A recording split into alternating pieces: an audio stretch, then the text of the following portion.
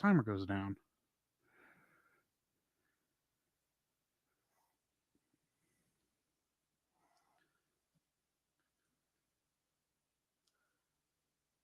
And all three are live. Howdy, folks. Hello there. This is Drew, This is Jacob. and we are about to start the recording of our review of Turning Red, a much better movie than last week. Amen. Not that would have taken much. I just realized I have you turned down. Yes. Now you should be heard. Kaiju Panda. Just in case. Yeah, I'm just going to do a quick audio level check, make sure we look good. Or sound good. Sound good. Sound good. I am very loud. Turn you down a bit. Extremely loud. Loud. Loud. Loud. Loud. Loud. Okay, I think we got it. Loud. Loud. Maybe a little more. I'm a little loud. Turn your gain down instead of the level. See if Gains, that helps. bro. A lot of gains. Woof. Gains? I may have turned you too far. Yeah, maybe a little bit. A little bit, maybe not. Okay, I knows? think that's about right. For sure. All yeah. right. Okay. Good deal. Plop. Plop. Plop, plop. Fizz. Fizz. Oh, what a relief it is. To quote the thing.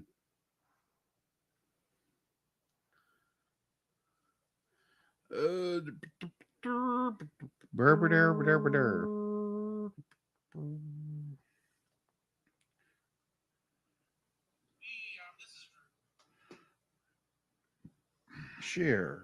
Should already be shared in a bunch of places already. Mm. Okay, yeah. My notes there are ready to go.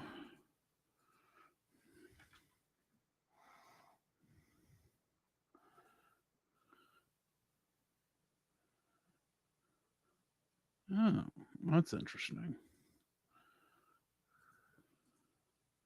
What is interesting? Sometimes I say stuff. Yeah. Don't we all? Yes. Here it is. Share. More options. Community. I've already shared it, or boy, you can share it twice, whatever. Okay. I just shared it. Never mind. Beat you to the punch. Haha. I'll just close that window then. Haha. It's not the end of the world. No, it's not. As we know it. Yeah, but I do feel fine. Yeah. Fun part about this cast list, I had a hard time finding things I recognize people from. Really? Like nearly every person on here, when I looked up their IMDb, Mm-hmm. I kept looking at it and going, none of these things I've ever heard of before or seen before. Now, in some cases, it's because they're Chinese and probably on Chinese television. That's why I don't recognize it. Granted. True. One of them, it's like, oh, this is your first thing ever. And it's one of the boy band. Okay. It's like, this is like that was fascinating. Everything else is like, and you've only been part of Four Town and done nothing else. Okay. Not Four Town. Is it Four Town? Four Town. Okay. I didn't forget the name of the thing. Yeah, it's Four Town. In my mind, it would be something else. Because I guess in my mind, I'm thinking In Sync. Because that's who they're riffing on. Or Backstreet Boys or 98 Degrees. Boys to Men. Boys to Men. Well, not really Boys to Men, yes, but Boys to Men was more like an R&B group. But with that same boy band. It's all that boy band stuff that I didn't understand then and understand less of now. If we're being perfectly honest. That is perfectly understandable.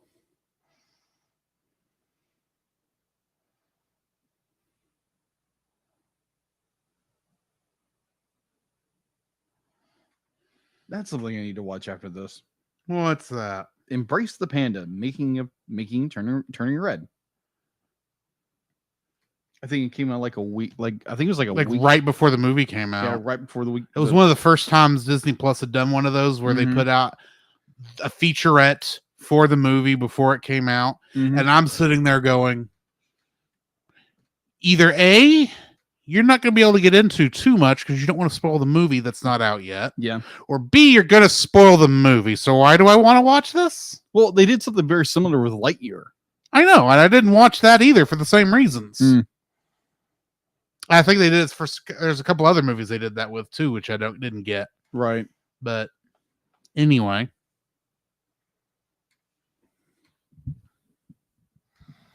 so I do have one episode out of I saw that of Untangling Kingdom Hearts.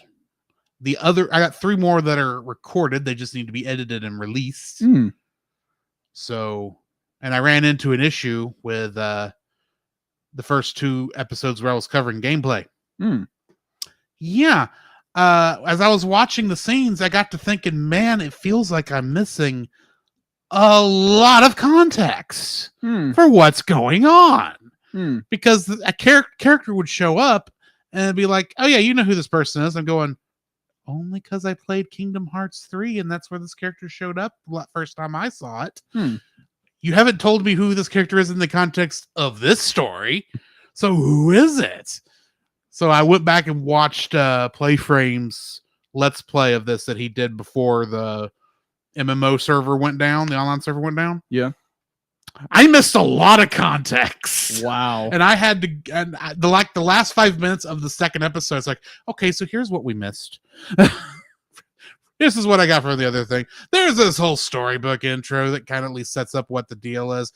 That gray cat thingy's name is Chithri. He's what's allowing us to go between worlds. So yeah, I've at least gotten started. It's be interesting. Gotcha. Though at my current release schedule, I won't get to actual gameplay till next week. Because I'm only going to do 2 episodes a week. And we started off with the franchise introduction first. Be doing Unchained Key or Union Cross, whatever we're calling it this week. Okay. It's got 3 different names depending on when it came out. True. It's weird. Agreed. And by key, I mean X. Oh. Or it's close to the letter we think of as an X. Okay. It's in the X shape, but it's actually the Greek letter key. Got it. Like nobody's going to screw that up when they see it on the thing. Says, oh, look, it's Kingdom Hearts X. Yeah. No. And it's the same X when they changed the name to Union Cross. And you only know this because the 3 little letters key that were next to the X switched to saying cross next to X. It's like, quit being so pedantic, Tetsuya Nomura. You in your slightly pretentious ways that are part of why this franchise is well liked as much as I like it. You seem confused by something. No, I'm reading something. That's the confusion part. Ah. I see. No, I'm reading something. That's the confusion. And I hit the wrong button.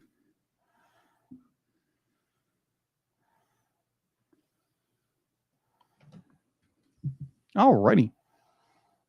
So anyway, as we sit here making conversation before we get started. Right.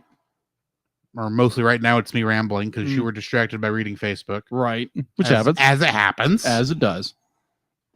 I should go ahead and at least turn D-Lit on. Yeah. I act like she's not on 24/7, and this is just the connection to allow her to trigger her noises. For lack of a better noises is a wrong term. Vocalization. I'm going to go ahead and fix that before her thing goes live. But yeah, how she communicates with us, or at least lets you know communication has occurred. Right. Nope. Well, it played, but I didn't hear it, and I think I know why. It's an easy fix. He always says it's an easy fix.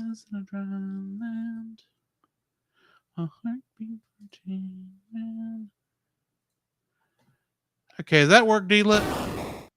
Yes, I'm sorry. I've been disparaging you with my comments. We appreciate everything you do. Yeah, we better. I hear what you're saying. I hear what you're saying. Anyway, better get started. We can probably wait a minute unless you're ready to jump into it. No, we can jump into it. You know, okay, get this thing started. Yeah, we don't want to be here all night long. Exactly. So, D-Lit, why don't you go ahead and give us an intro, if you would, please, ma'am? That's the wrong one. Wrong intro. Sorry, D-Lit. I meant the show intro. I know we were backed up from when your system bogged down last week, but we need the show intro. The Cellcast is recorded in front of a live streaming audience.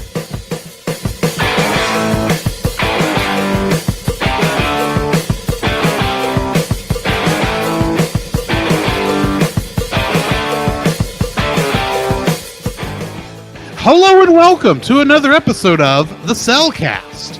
Joining me today is a man who, well, he's feeling a little fuzzy lately. Welcome, Jacob. Yeah, I just feel like that little fuzz behind your ears gets really annoying. And it's just like the big fluffy tail. Oh my God, it's still there. Other than that, I'm doing swell.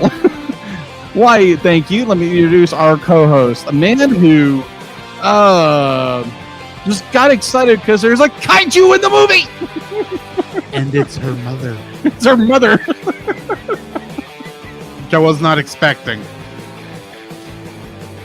So yeah, this is Drew. You never said my name. That is true. That is Jake. That is true. I would ask a trivia question, but I never posted it. Shame. I don't know. That may be something I drop because as interesting as it is, I keep forgetting to do it. And some weeks it's hard to come up with trivia for this sort of thing. That is true. Honestly, I don't even remember if I asked a trivia question last week since we had some of those issues with D-Lit and her recording. Honestly, I don't remember today. So yeah, we just don't have a Turning Red one other than, well, a simple one. Why did this movie not get released in theaters? We don't know. Thanks, Disney. And COVID. Yeah. Disney and COVID. I guess together that would be Dovid. Yeah, Dovid. I don't like that. No. Anyway, so kind of trying to kill time until the intro stops. Yeah. It's a long intro. Yeah. Well, usually we have some stuff to talk about here. How are you doing, by the way? Man, I'm doing pretty good. Pretty good. Work has been work. Happy 4th of July. That was the day prior to us recording. So happy 4th of July to all of our American friends. And we apologize for picking such a bad movie last week to celebrate the 4th of July with. Indeed. And we will do our due diligence to do better next time. Exactly. But doing very well. It was a good weekend. Me and my girlfriend hung out and went to church, worked, just drew and watched television on 4th of July, being honest. Which is not a bad thing. Sometimes you just want to do things by yourself. That's fair. Yeah. And today, I had a coworker who passed out and bumped his head. There was an ambulance called, and apparently he came back and got his vehicle. Don't know what happened. I'll probably figure that out tomorrow. Well, considering the temperature today, yeah, I can kind of guess he may have got dehydrated, possibly, if he wasn't drinking enough water. But anyway, yeah. So yeah, that's been my day in a nutshell. I got home, I started doing notes for the podcast, and got done in a fairly decent hour. Yeah, this was an easy one to research compared to last week. True. But anyway. Yeah. We also did something with Retro Rewind. I was going to bring that up here in a bit, but yeah, we are on one of their backup episodes that will get played eventually. After their other backup episode he forgot he had recorded gets played, probably. But whoops, it'll happen. So yeah, we'll post that when he shares it eventually. True. So how are you doing, Drew? Fair to middling. I had a nice restful weekend. Got a little bit of work done on our on my side project that's released to the main RSS feed of Untangling Kingdom Hearts, which for some reason I keep wanting to call Understanding Kingdom Hearts, but that's not as creative a name as Untangling. So True. Not going there, even though I accidentally did that when I first posted episode 0. Anyway, yeah, I did listen to. I think I listened to most of it. It sounded really, really good. Yeah, all that episode 0 though is just me introducing what the franchise is. Yeah.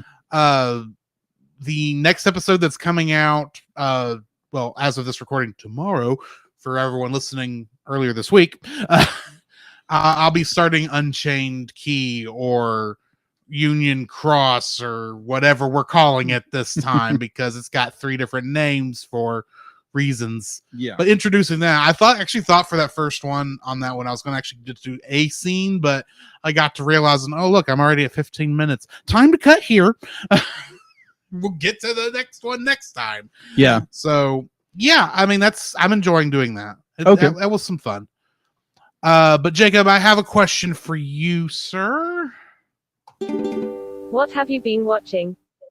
Oh, okay. So what have I been watching? Well, let me get the pull. Besides Cartoon All Stars to the Rescue. Yes. Which is what we did for Retro Rewind. Yes, that was absolutely the funnest.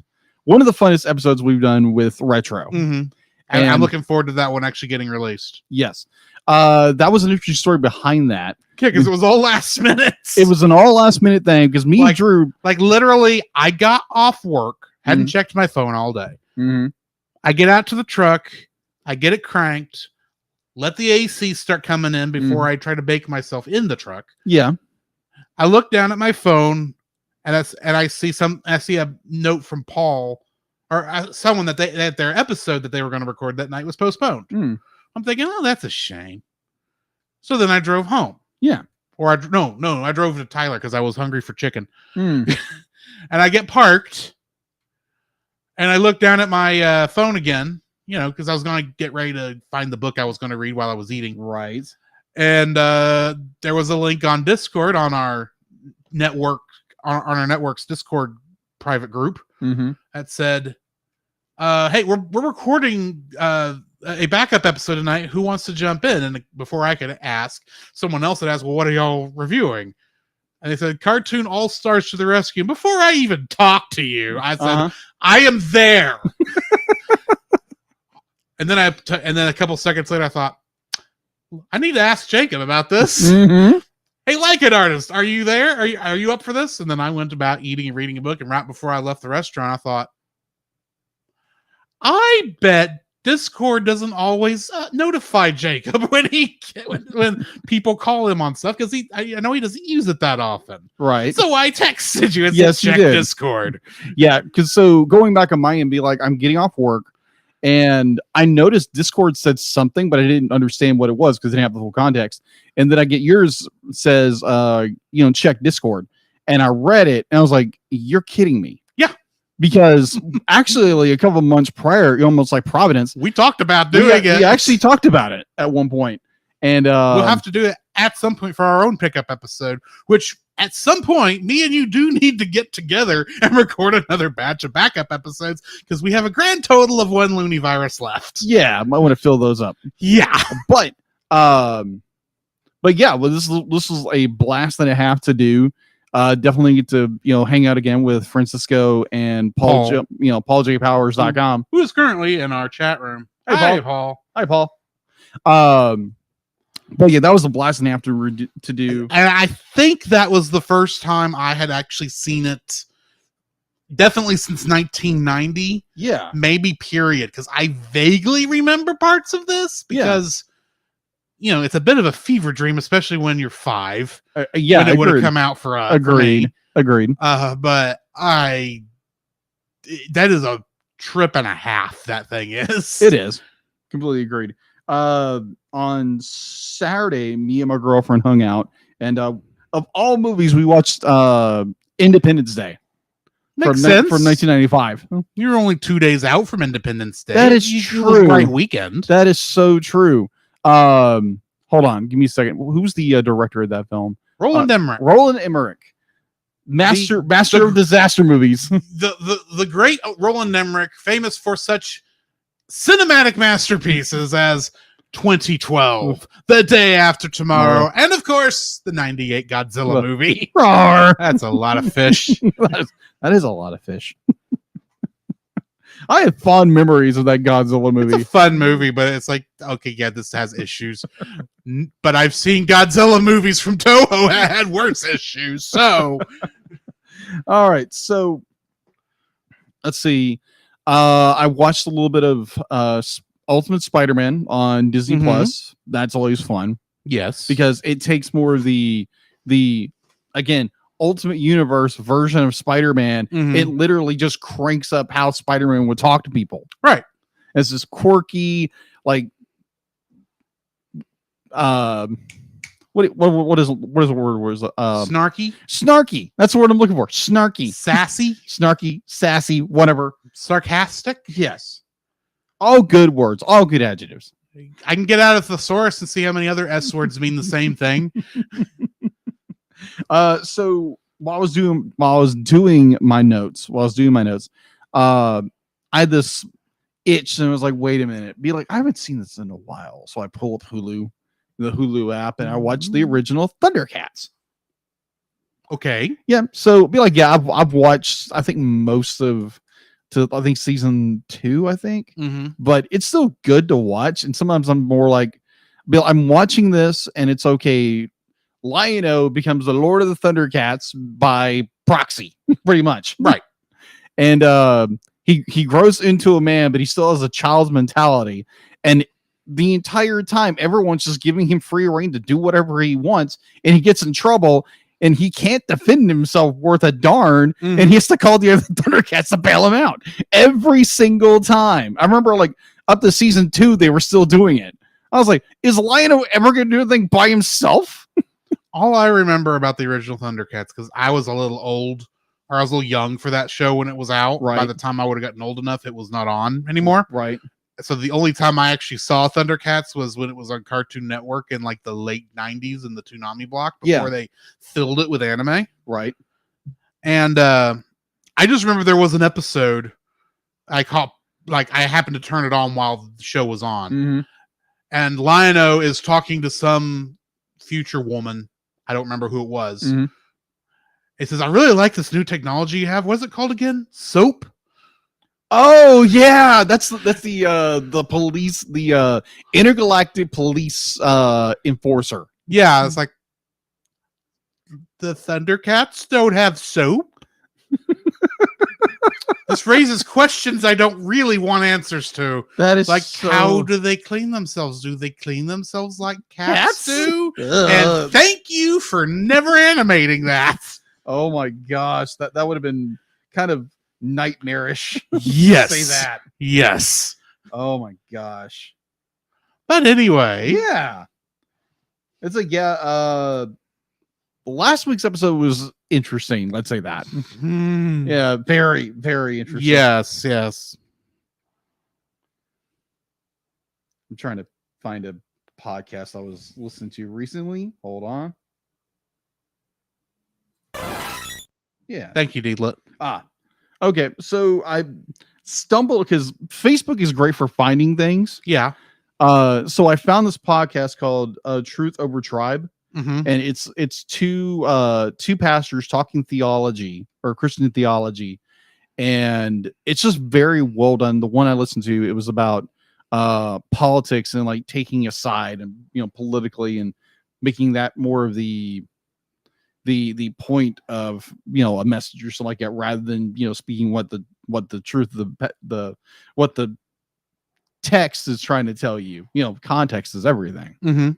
And I found it very interesting. Definitely when you go into politics, you go into there again. We're not going to go into politics in this show, right? It's a very interesting podcast. I would highly recommend it if you're interested in understanding more about theology. And I just found it was like, wow, this is really good. And thought I would recommend it. Okay. Other than that, YouTube, like just watching YouTube, and I just be like, I there again, I get into a lot of like history podcasts and history this and history that and history this, whatever. But other than that, it's pretty good. Had to pay my rent Well, yes, that's always first of the month. Yeah, exactly. So, what have you been watching, listening to, or playing? Well, outside of Cartoon All Stars to the Rescue, Yes, and then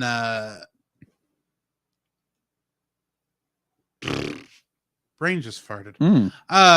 It's never good. Never good. I actually finished one of the longest games I've ever played in my life. Really? According to HowLongToBeat.com, the game is 143 hours. Whoa. I beat it in 122. Whoa. Because I was playing on easy mode. Whoa. Specifically the easiest mode. Wow. So, and there are still some tough parts in there just because of the way the mechanics of those things are built in. But I beat Persona 5 Royal, and I didn't just beat it, I platinumed it. Wow. Congratulations. Which, for those who don't know, on PlayStation, when you get all the little trophies they hand you, they give you another trophy that's the platinum level trophy. So, yeah, I pulled that off. Wow. It's taken me 2 years wow to pull that off. So, yeah. Congrats. There is that.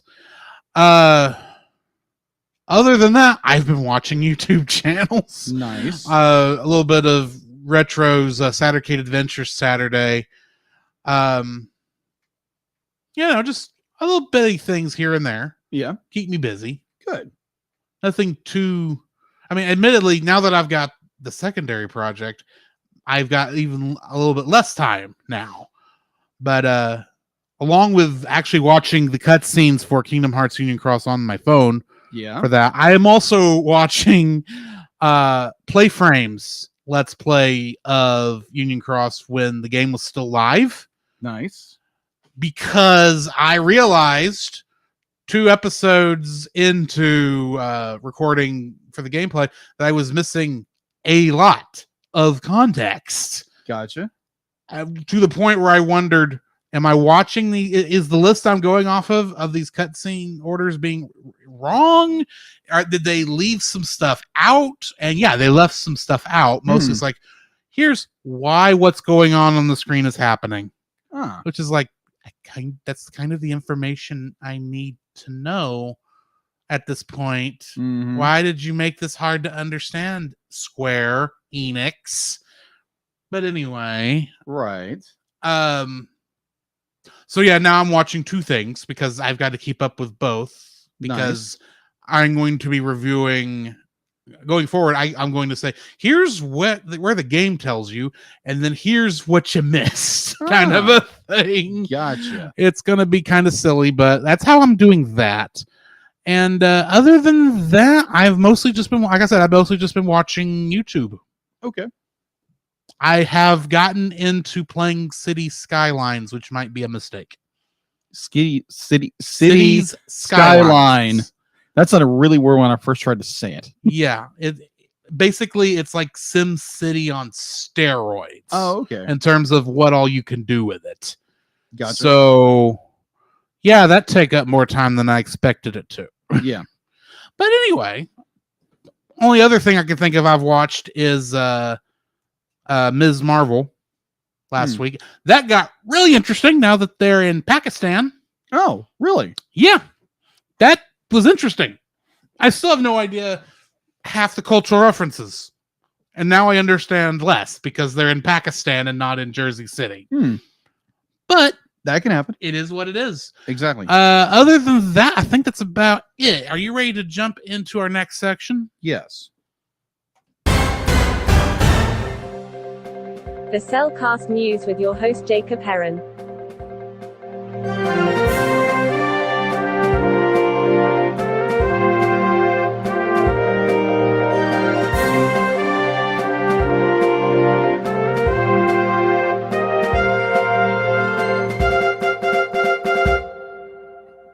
Why, thank you, Dila. And going into the news, Disney Plus released their first image for their new series, Zootopia Plus, coming out November 9th, 2022. So we've already reviewed Zootopia. Yes. Zootopia. And me personally, I don't know. There's not a whole lot of detail on it. I know it's a series. I don't know if it's gonna be a segment of shorts or anything. I know, like, I think some of the original cast has come back, right? As far as I understand, and I love Zootopia. I thought Zootopia was very well done. It was very poignant the time it came out, and I still don't think people got the message. But I think when it came out, people saw something that was probably not intended, but happened to line up with current events at the time, right? And they didn't think to watch it for the movie that it actually was, right? But anyway, yeah, either or. So yes, it'll be coming out fairly shortly, in a couple of months. So, but the name Zootopia Plus seems kind of awkward. Yeah, it's a little odd because I mean, it feels like it's pulling off of Disney Plus, right?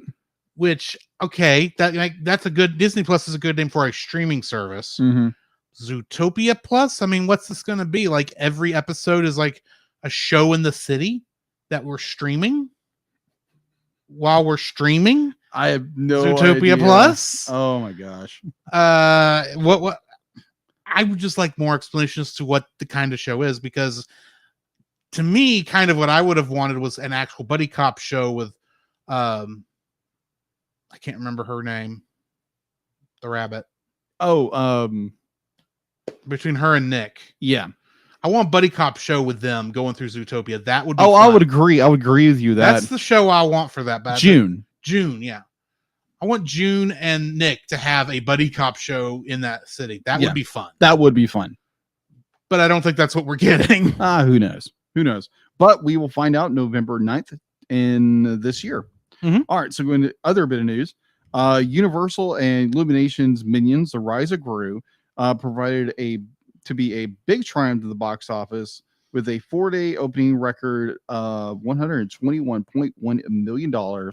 The movie has the best ever Friday opening for Illumination film with a $48.1 million total, as well as the best premiere night since the pandemic with a $10.8 million on Tuesday. Now going into a movie that is going direct to video. And I think this is a first for Warner Brothers Animation. Superman, Batman, Battle of the Super Sons, which we've did a preview on our Facebook page. So this will be their first ever full CG, full-length movie that will be available on Warner Brothers Home Entertainment on 4K Ultra HD Blu-ray combo pack and on Blu-ray starting on October 18th. So if you're one of these they love the DC animated movie universe, be like, yeah, they'll probably go jump on this in a heartbeat. Right. And I know we've done Batman Long Halloween. I know that. Yes, we did both part 1 and part 2 of that. Yeah, we did.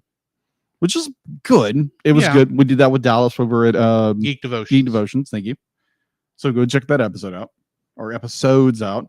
And then the one that got me when you mentioned it, I think last week, I think. Okay. Something about a human typhoon. Oh, yeah. Trigun. Yeah, Trigun. I forgot about Trigun. I mentioned it, but apparently it didn't make the news rounds until this week. Yes, I think I saw it on recording day. Yes, and that's why I mentioned it. Yes. All right. So Trigun is finally coming back with a new animated series over 2 decades later. Over 2 decades. And yeah, now I've got the theme in my head. The original creator behind the series is sharing their hype on the upcoming Trigun Stampede with the original animated series featuring bringing the manga to life in their own way. There has been a huge mystery as to what to expect in this new fully CG animated series to take the franchise from to take on the franchise from Studio Orange, the production studio behind such as V-Star and The Land of Lustra and more. Fans are anticipation during Anime Expo over the holiday weekend to get some critical new detail about the new developing process. This was on comicbooks.com. I was trying to time it with the end. You did pretty good. Yes. All I'm saying is, if when they do the English dub for it, if you don't get Johnny Young Bosch to be Vash the Stampede, it won't be as good. I'm sorry. Well, honestly, when I will watch the subtitle version at that point. Yeah. So when honestly, I want the whole original English cast to come back because they're all good in that show. I would agree with you. The when the first time I saw anything on this was actually on Johnny Mombassa's, I think it's his Twitter feed. He showed like a clip from it. I was like, oh, I've got to watch this. Yeah, I still need to watch it. I still haven't watched the trailer yet. I know there's some people that are like, it's like, oh, it's not like the original. Well, the original was made in the mid animation styles have changed since quite then. A bit. Yeah, unless you want them to trace the old artwork, which I know some people probably would. Probably. I mean, let's face it, the show, as great as it was like the animation on most of the talking was very limited. Yeah, far more limited than most shows of its era. Yeah.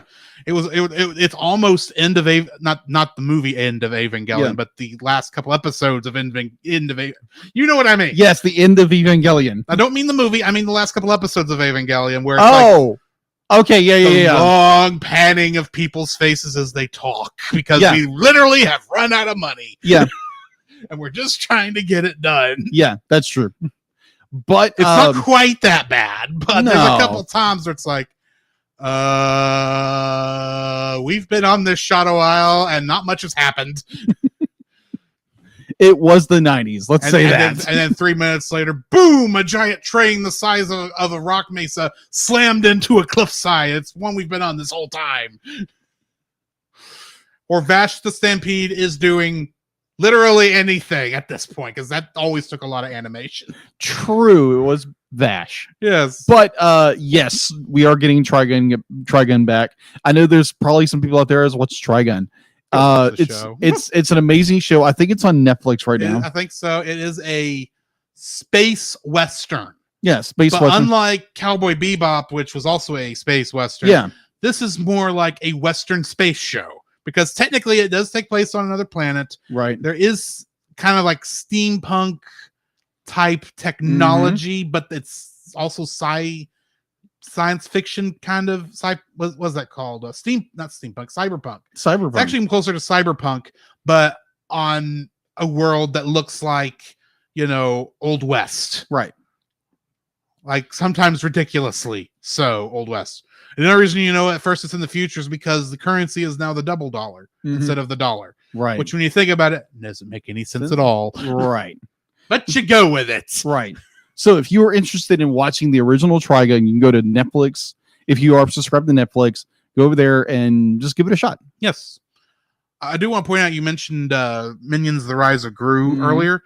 I want to point out that the reason we did not do a reaction to that is because we still haven't gone through the rest of the Despicable Me / Minions movies, but we are working on getting through those. And so we will eventually cover this movie once we get caught up on that franchise. Agreed. All right. So that's all I have been in news, unless you have something else. I can't think of anything. So we need to jump into the spoiler-free section of our review for Turning Red. I nearly said Rapunzel's Tangled Adventures. Oh, we're not there yet. Nope. Certified fresh and spoiler-free. So, this was my first viewing. Same. I honestly had no idea what I was getting into when it was when the movie was coming on, because literally all I knew of was the trailer. So all I knew was she, for some reason, turns into a giant red panda. She's in love. She has a crush on a boy band from the early 2000s. And when she turns into the panda, it's at the worst possible times. Oh yeah. Also, she has friends that beatbox. That's all I knew. Because literally, that was the only trailers we saw for weeks. That is true. For this thing. So I didn't know what the crux of the story was. I kind of knew that's like, okay, she's going to turn into this panda and she's got to deal with it. I didn't realize there was going to be such a heavy emphasis on the mother-daughter relationship, which was nice. Kind of like Brave. Yes, very similar to Brave. But for what the movie was, I did enjoy it. It's got a bit of an anime influence. Oh yeah, definitely. Even though this is Chinese, mostly not Japanese. Yeah, in Canada. Yeah, Canadian Chinese, so it's even weirder. But it was an enjoyable movie. I, to some degree, question why Pixar did not put this out in theaters. I'm wondering if they were a little gun shy about getting it out there, or maybe their big distributing arm, which is Disney. I'm thinking they're the ones actually who were gun shy. Pixar, I think, wanted to get it out there. Yeah, but Pixar, I think, had been gun shy because the last movie they released in theaters was Raya and the Last Dragon. No, that was Disney. Oh, Pixar. That was Luca. No, Luca didn't go to theaters either. That's right. Soul didn't go to theaters. No, it was the Dungeons and Dragon one that is currently escaping my brain. Oh, Onward. And Onward released at the most unfortunate time in history. Yeah. Right at the beginning of the pandemic, literally a week before we knew it was going to hit. That is true. So it did not get the greatest box office. And I personally think Disney misread the reasoning why, though how you could is beyond me. True. And maybe it did not. And I think maybe it didn't sell well on the straight to video stuff that they were doing around that time. Mostly because I think people were focused on other things at that point, and so any movie releasing at that time had to have done poorly, no matter how you counted it. Agreed. Because the first movie we know that did good on that system was Trolls 2 World Tour. Yeah, I believe, and that was a good month or so after the worst of the lockdown the hit happened. Yeah. So I personally think, and I could be wrong on this, this is all theory. I have no proof on any of this. I think the reason that Soul, Luca, and Turning Red, these 3 movies in a row, I think it had the pandemic happened, they would have gone to theaters, no question. But because one movie did less than they would have liked, less than projected, they were a little hesitant. At the very least with Luca first. Yeah. Soul, it was like right there at the end and they were still not releasing anything in theaters. So I give Soul a pass. Okay. I have other problems with Soul, but the reason it didn't go to theaters, I give it a pass. Okay. Luca was right about the time it should have, because Raya and the Last Dragon came out like a month before that. Yeah, and went to theaters. It went straight to theaters, along with doing the premium thing. I don't remember what they called that, because thankfully they don't do it anymore. Yeah. But Luca, I think, would have been a bad one to go jump back into theaters for, because it's a much more laid back kind of film. Yeah. Turning Red really should have, because it is, I personally believe it's a much better return to Pixar form than Lightyear is. I can see How is that for a hot take? Yeah, I agree. Because as much as we enjoyed Lightyear, I think the reason they thought it would do better was because it was Buzz Lightyear and connected to Toy Story, while Turning Red they may have thought was a bigger risk. Yeah. And probably in reality it was a bigger risk technically, but Lightyear is so different from the rest of Toy Story. It's just as big a risk in my opinion. And no amount of brand recognition would help that. And honestly, I think Turning Red would have been the better option, and actually probably would have helped Lightyear get a better boost, because people would have felt better about going to a Pixar film in theaters again after Turning Red would have done, I think, fairly well. Agreed. Because I think it would have done as well as Frozen did. Okay, so we'll get into that but that's just an opinion. Yeah, agreed.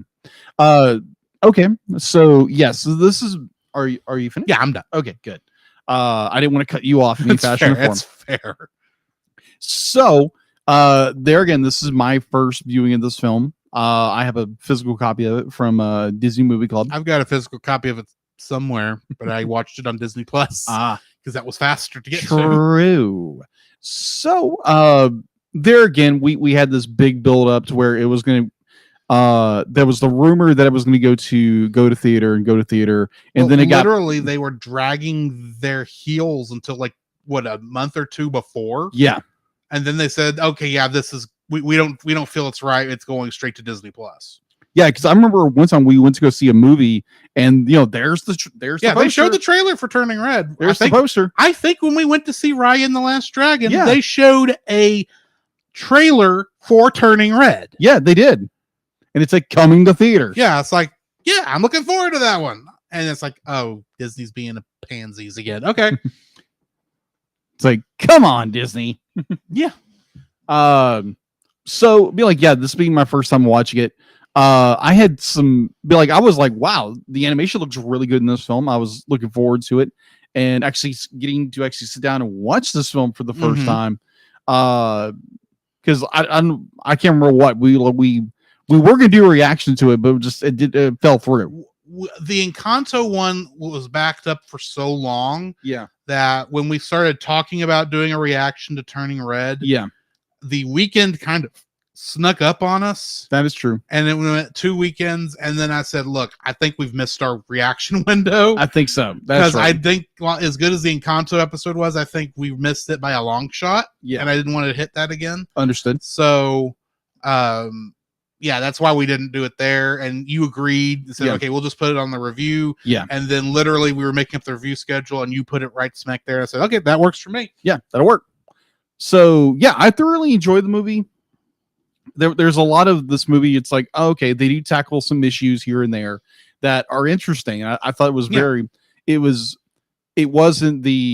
like, okay, XYZ, they do this. I'm like, oh, okay. I didn't know, like, this is really cool. The way they would do cultural things and, things that people go through. I thought it was very, very bold of them to do that. Cause I wouldn't say bold, but I would say very, almost encouraging to do certain things like that, to kind of push the envelope in a way. But I thoroughly enjoyed it. There again, like watching this movie, there's a certain scene there. I'm like, oh my gosh, Drew's gonna have a cow over this. He's gonna flip. And then towards the end of the film, like, oh my gosh, Drew is gonna flip his ever living mind out of this scene. But we will get there when we get there. Yeah. So yes, I like this movie. It's very well done. And it did go to theaters in some places, not all places. Not anywhere near here. Nope. Or we would have gone and seen it. Exactly. Because that was before a lot of the short events were hitting the theaters around here. For reasons unknown to us. Very true. But anyway. All right. So, are you ready to jump into the spoiler-filled section? Exactly. All right. Well, Dila, give us an ad read, and we'll bump into The this. Cellcast would like to thank the following patrons: Josh Adams, Ashley Cronin Bitter. To get your name on the show, plus uncut episodes, early access to the Cellcast Plus reviews, and special art from Jacob, please donate to us on Patreon. This podcast is a proud member of Culture Box. Whether you enjoy geeky reviews, comedy, or original fiction, you can open up the Culture Box and find something excellent for your soul. Point your web browser to culturebox.media. Geek Devotions is a collaboration of devoted geeks that are devoted to letting people know that they are loved. They produce a weekly geek culture-infused devotional, their podcast Com Talk, another podcast where they talk about bad movies called Bottom Shelf, and another podcast where they read books, allegedly. And there are written articles, all designed to encourage and challenge people in the geek community, bridging the gap between their faith and their geekdoms. Find all their content at geekdevotions.com. This show is a part of Pop Americana. For more great shows like this one, please check the link in the episode description. Do you like Star Wars? I don't just mean the original trilogy. Along with that, I mean the prequels, the sequels, the anthologies, the animated shows, and of course, who doesn't like Baby Yoda? Well, if you've been in the fandom for any length of time, you know how toxic the fandom can get. And if you'd like to be able to discuss a galaxy far, far away in a much more positive light, might I suggest searching out The Outer Rim, a Facebook group dedicated to all of Star Wars, and check out their YouTube channel, which you can easily find at Pop Americana, which the podcast you're currently listening to is also a part of. To find that and more, check out the link in the description. So the only person talking in our chat is PaulJPowers.com. He said that the Thundercats do lick themselves when they clean themselves. Thanks, Paul. Yeah, that's something I didn't need. And then he asked Stranger Things, wondering, I guess, if we'd watched that new season. No, I haven't. Honestly, I haven't seen season 1. I've only seen season 1. It's just not really my kind of show, to be honest. But fair enough if you're enjoying it. Yeah, I do have plans to watch it. I've just got to get down and actually set out some time, a time period to actually sit down and watch this thing. Right. You probably would enjoy it more than I did because of the I think you like horror more than I do. A little bit. But anyway, yeah. Are you ready to jump into the full thing? Yeah, let's do this. If I can find the button. Click the button. The following is a spoiler-filled review for the movie Turning Red. Listener discretion is advised. Turning Red was written and directed by Domi Shi, who also wrote and directed the short Bao. Oh my gosh, Bao. Yeah. It's an interesting short, but it's a good short. It's freaky as all out. Especially there near the end when she eats him. Yeah. It makes sense. Yeah. But anyway, it was also written by Julia Cho and Sarah Stryker. Mm-hmm. Cast includes Rosalie Chiang as Mei Lin, and in a TV show called Click Wars, she played the character Ashley. Sandra Oh was the voice of her mother Ming, and she was Varana in Raya and the Last Dragon. Ava Morse was the voice of Miriam, and she played a character named Ava in Ron's Gone Wrong, which we need to watch at some point. Hyen Park was the voice of Abby, but she is most of the time a storyboard artist, which she did on Soul and Toy Story 4. Oh, okay. This next name, I know I'm saying this now, considering I've already passed some harder names to pronounce, but I will apologize for this one if I do mispronounce it, because it appears to be mostly consonants. Matreyi Ramakrishnan was the voice of Priya, and in My Little Pony Tell Your Tale, she played Zip Storm. Okay. I know nothing about this before you ask. Okay, got it. I wasn't going to ask. Orion Lee was the voice of Jin, and in something called First Cow, he played King Lu. Wai Ching Ho played Grandma, and she was Madame Zhao in Daredevil. Tristan Alaric Chen played Chen in this, and he was in WandaVision, specifically the episode All New Halloween Spooktacular, as one of the kids in the commercial for that episode. Really? Yeah. Huh. Interesting. Lori Tan Chin. Wait, did I say that Tristan played Chen in this? He didn't. He played Tyler. Yeah, he played Tyler. I wrote the name Chen twice for some reason. Sorry. Lori Tan Chen played Auntie Chen. There's a lot of Chens. This is my problem. And in Orange is the New Black, she played Mei Chang. Mia Tagano played Lily, and her only other credit was in Law and Order Criminal Intent, where she played CSU Tech Number 2. Whatever that means. Sherry Cola was the voice of Helen, and in the video game NBA 2K18, they played a character named B Fresh, literally the letter B and the word fresh. Gotcha. Lillian Lim played Auntie Ping, and in something called Meditation Park, she played Anita. James Hong was the voice of Mr. Zhao, And he is Mr. Ping in Kung Fu Panda, aka Poe's dad. Oh, okay. But do you remember when a friend of ours, Chase, had us watch Big Trouble in Little China? Oh, yeah. He's the voice of Lo Pan. Oh, really? Yes. Nice. I wanted to make sure you caught that. Like, Yes. Yeah, he can play a villain pretty good too. Yeah. Jordan Fisher played Robert of the band Four Town. Okay. And he played. Okay, I'm going to ask you this because I know you watched all these shows. In the WB Flash show, Yeah. there was a character named Bart Allen who was Impulse.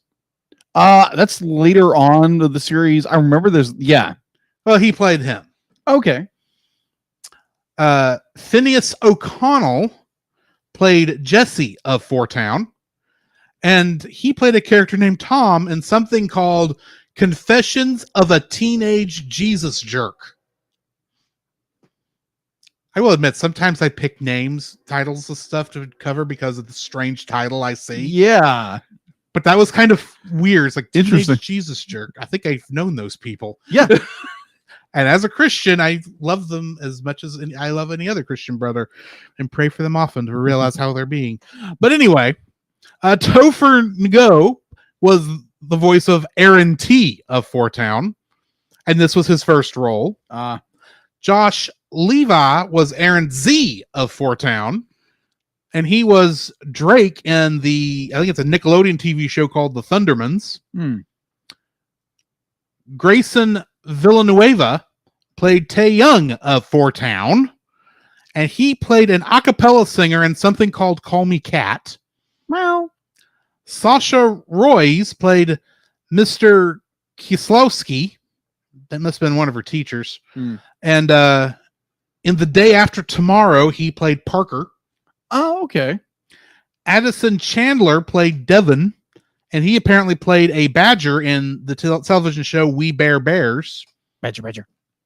And Lily Sanfilippo played Stacy Frick, and she was Gwen Stacy in Spider-Man and His Amazing Friends, the more recent show. Oh, okay. Gotcha. The one that's kind of got the overly exaggerated character models with the really big heads. Oh, okay. Thank you. Anyway, getting into our Kingdom Hearts connections, because yes, I did find some. Ira Nemirovsky was addition of voices here and addition of voices in Kingdom Hearts 3.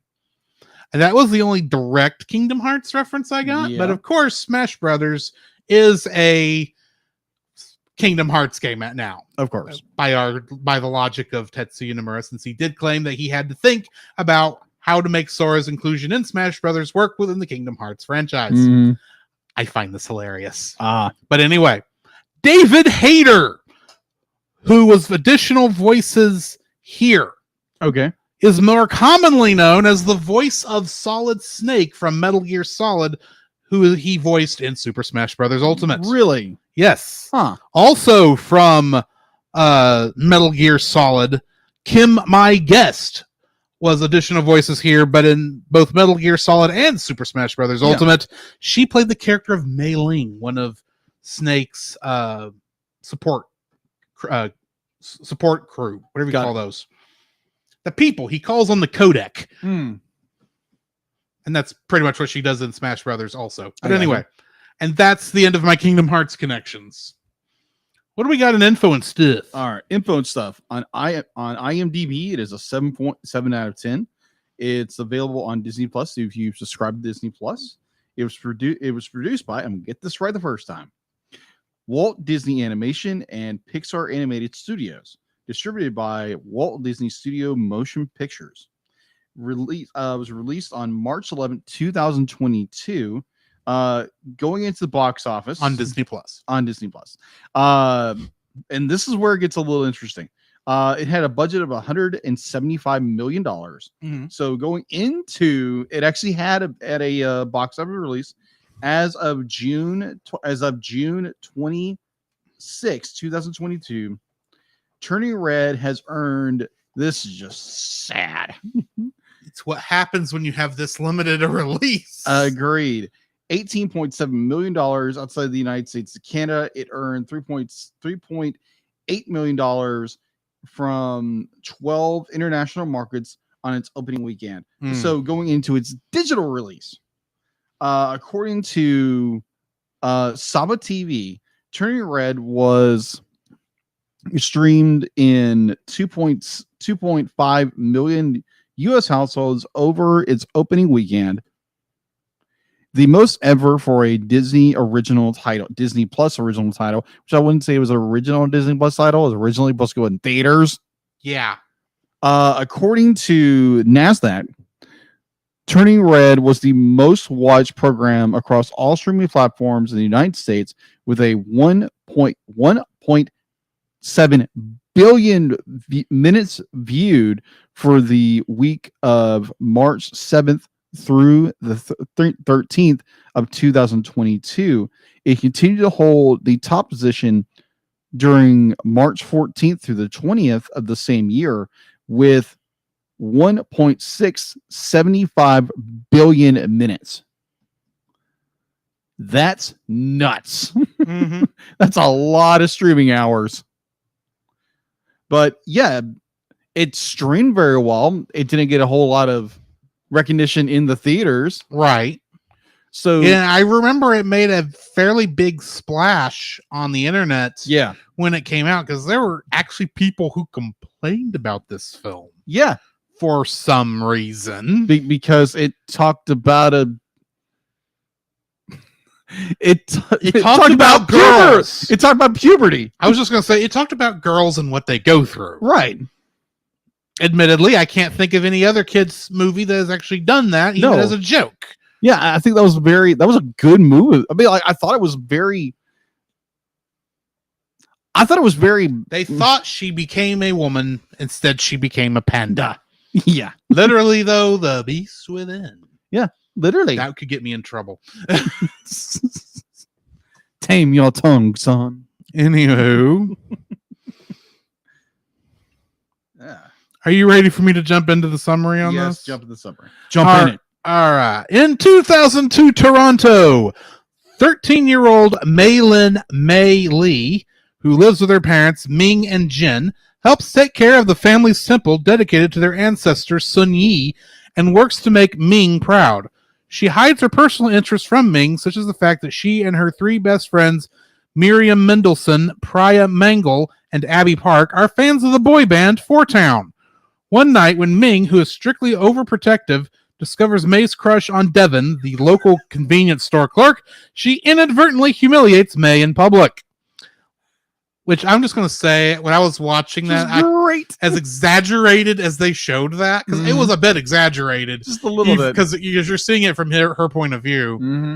I thought, this has got to be a dream sequence. Yeah. This has got to be like her worst nightmare, and this isn't actually happening. No, it happened in the context of the story, which was good, actually. But anyway, later, May has a vivid nightmare involving red pandas. When she wakes up that morning, she has transformed into a large red panda.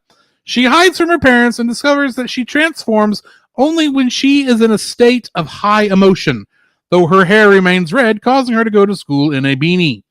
Ming initially believes May is experiencing her first period, but learns the truth when she gets into an argument with the school security guard, causing May to transform and run home in panic. Ming and Jin explain that Sun Yi had granted the transformation to protect her two daughters, and every female family member since then has also transformed when they came of age. This has become inconvenient and dangerous in modern times, so the red panda spirit must be sealed in a talisman by a ritual on the night of the red moon, the next being in a month's time. May's friends discover her transformation, but taking a liking to it, and May finds that concentrating on them helps control the red panda within her. Ming allows May to resume her normal life, but refuses to let May attend Four Town's upcoming concert. Instead, the girls secretly raise money for the tickets at school, exploiting the popularity of May's red panda form while lying to Ming. To cover the last ticket, May agrees to attend school bully Tyler Nguyen Baker's birthday party as the red panda. At the party, May is upset to discover that the concert will be held on her ritual night instead of the following night, like Abby said earlier, due to an misunderstanding. In the midst of her rage, she attacks Tyler when he insults her family, frightening the other kids. Ming discovers May's activities and accuses her friends of corrupting and taking advantage of her. Afraid to stand up to her mother while ashamed, May fails to come to her friend's defense. May's grandmother, Wu, her aunts, her cousins, and their neighbor, Mr. Chow, come to assist in her ritual to Ming's dismay. As May prepares herself, Jin finds videos she took of herself as the Red Panda with her friends and tells her she should not be ashamed of the sight of her, but to embrace it. During the ritual, as May's Red Panda form is about to be sealed, she decides to keep her powers and abandons the ritual to attend the concert at the Sky Dome, where she reconciles with her friends. They discover that Tyler is also a Four Town fan. However, an enraged Ming transforms into a 100-foot red panda due to May inadvertently breaking her talisman during her escape from the temple, and disrupts the concert, intending to take May back by force. May and Ming argue about May's independence. As they quarrel, May accidentally knocks her mother unconscious. Wu, the aunts, and the cousins break their talismans to use their red panda forms to help drag Ming into a new ritual circle. May's friends and Four Town join in singing to complete the ritual, sending May, Ming, and the other women to the astral plane. May reconciles with Ming and helps her mend her bond with Wu, whom Ming accidentally scarred in anger at some point before sealing her red panda form years prior. As a result, couldn't move past her guilt. The other women conceal their red pandas and new talismans, while May decides to keep hers, with Ming accepting that she is finding her own path. Later, as the Lee family raises money to repair the damage caused at the Sky Dome, May and Ming's relationship has improved as May bounces her temple duties, where her red panda is now an attraction, with spending time with her friends, now including Tyler. Because, of course. Of course. Getting into the trivia for this. The number 4, as seen in the band Four Town, Right. Is considered unlucky in Chinese culture, I heard about that. as it sounds similar to the word for death in both Mandarin and Cantonese. Wow. Okay. Yeah. And there that part. The family's nickname for Maylin, Mei Mei, is Mandarin for little sister. The temple was inspired by the Bok Kai Temple, a historical landmark in Marysville, California, that was built by the local Chinese community in 1880. A special thanks is made for them in the credits. Ming was originally planned to have been incredibly happy that May turned into a red panda due to it being a good luck charm for the temple, and would have planned to monetize May's red panda form for profit. This direction for Ming was scrapped due to Domi Shi, the director, feeling it made her too much of a one-note villain. I like to point out that's what she is at the end of this film, but they're on better terms. Yeah. But anyway, as explained in various interviews, director Domi Shi took inspiration from 4 Japanese anime regarding the film's creation, namely Fruits Basket from 2001, Ranma 1/2 from 1989, Sailor Moon from 1992, and Inuyasha from 2000. The first 2 in particular share themes of adolescence and transformations and wacky situations with the film. A lunar eclipse actually did occur on May 26, 2002, one day after the events of the film's climax. However, it was not easily visible from the Toronto area. Really? Mm-hmm. That's cool. This is the first Pixar movie where an on-screen character breaks the fourth wall to narrate. I love that. And last but not least, the sad one. This is Pixar's 3rd feature film after Soul in 2020, Luca in 2021, not to feature a vocal performance from John Ratzenberger. Sad. Pixar, what are we going to do with you? And I believe Lightyear was number 4 on that list.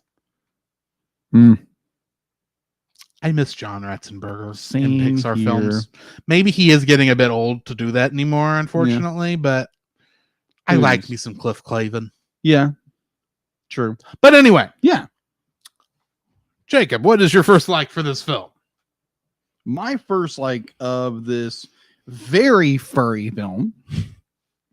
Oh my gosh. And this was the one that got me, and I kept thinking of my good friend. It's a kaiju movie. Oh, Christ, it's a kaiju panda movie. It is a kaiju film. Yes, it is. To some degree. Some degrees. More accurately, it has a... Well, no, it is a kaiju film. Yes, it is. Because no matter how you count it, even May in her normal red panda form, which is not as big as Ming is in her red panda form. Oh my gosh, is still technically a kaiju. Very true. And all of the aunts and the grandmother are all kaijus. And you get it was. I did like that. Yeah. Continue. Oh, it was just like I didn't want to step on your tail. No, yeah, because that would just hurt. Yeah. So just like I enjoyed that aspect because it was like because watching the first time when Mei gets angry and turns into the red panda and she's so embarrassed she just has to run home and she's going over the like destroying everything. I'm like, oh my gosh, she's a tiny kaiju. Well, I remembered one of the other trivia things for some reason I didn't put on there. Mm-hmm. Apparently, when they were first trying to describe this film to to start advertising it, they described her as the Incredible Hulk but furrier. Yeah. And cuter. Yeah. Anyway. Panda smash. Boom. You won't like her when she's angry. Except she's so fluffy, I'm gonna die. To quote another movie. Yes. Excellent. Good point. These points where Mei transforms into the red panda, and when we hear the conversation with her father and describing to Mei, it's like, your mother was like, her form was pretty big, big. And you're sitting there going, well, how big was it? Was she just like bigger than Mei? Like, was she like 15 feet, 20 feet? More like 100 feet. So when she finally gets angry enough, her talisman breaks, and it's like, oh crap, this definitely turned kaiju. Yeah.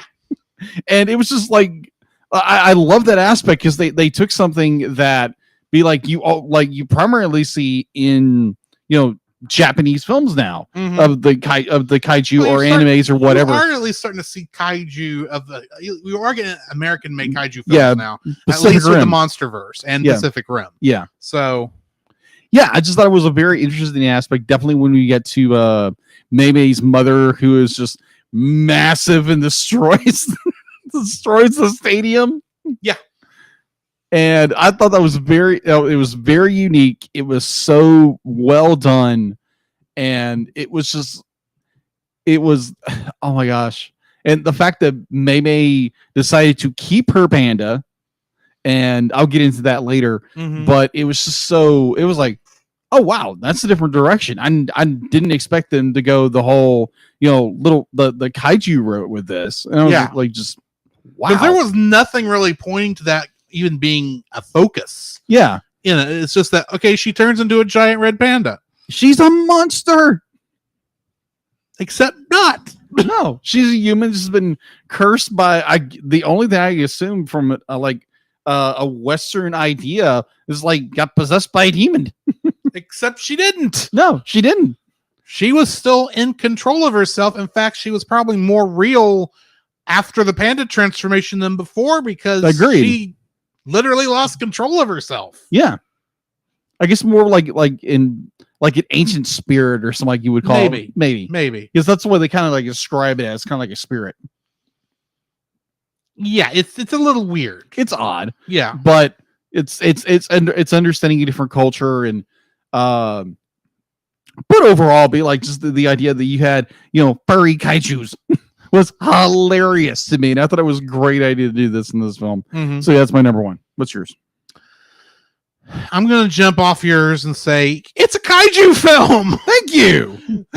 I knew it would be your number one. The thing is about this as a kaiju film, it is not a Godzilla style kaiju film because while there is a giant monster at the end of this that does have to be stopped and it does destroy an important landmark of that area, in this case the Toronto Sky Dome, it's not the focus. Agreed. We don't even have a clue that there is even 100-foot red panda coming. No. Until it happens, which technically I guess works. But I mean, well, we did in a certain way when the conversation between Mei and her father, Yeah. It's just like, oh, she's just big. And the fact that Ming's mother, May's grandmother, does have a pretty big scar on her face, which they never actually say is from but it's implied. Ming, but it's very heavily implied that it is. And from Ming's point of view, I understand why she wanted that sealed. But for all of the rest of them, especially, I don't quite understand why they. I get that it's inconvenient in the modern time to be able to turn into a giant red panda. Yeah, but the question I still have is how long have they been turned? As I mean, we know how long they've been turning, but how long has it been an inconvenience? Obviously, when they were still in China, it was fine. Yeah. But when they came to America, the North American continent, because exactly how Ming's family got to Toronto is not exactly gone into. Because we know her grandmother is down in Florida. So they're Canadian. She's American. Anyway. Right.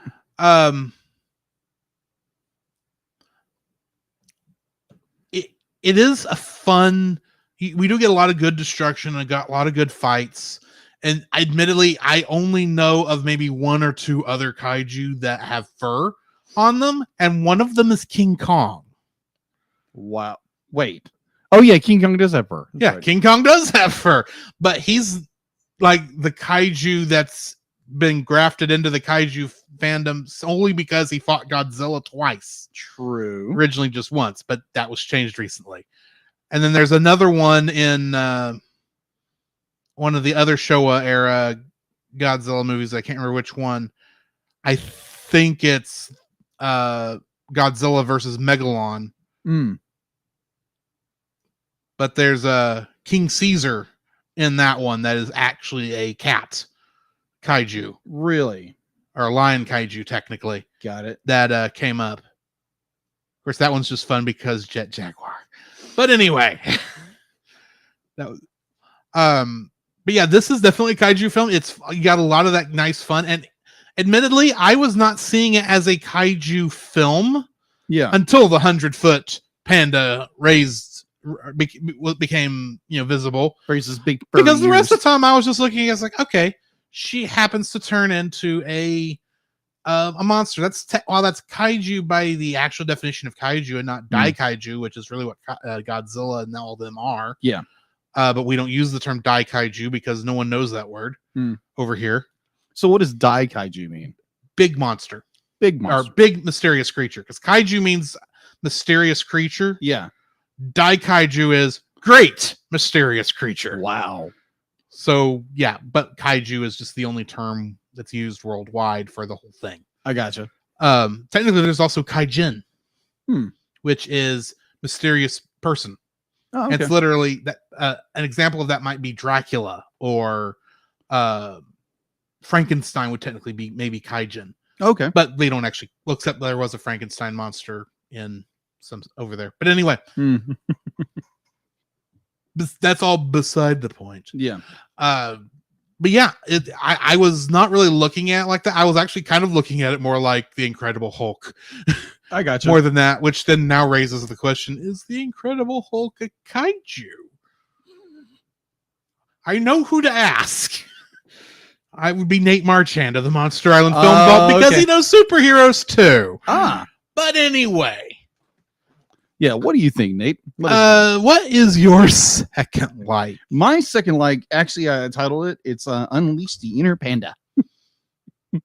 Not in the way of not like Dallas, and not like a certain character voiced by Jack Black. You mean Poe? Yeah, Poe.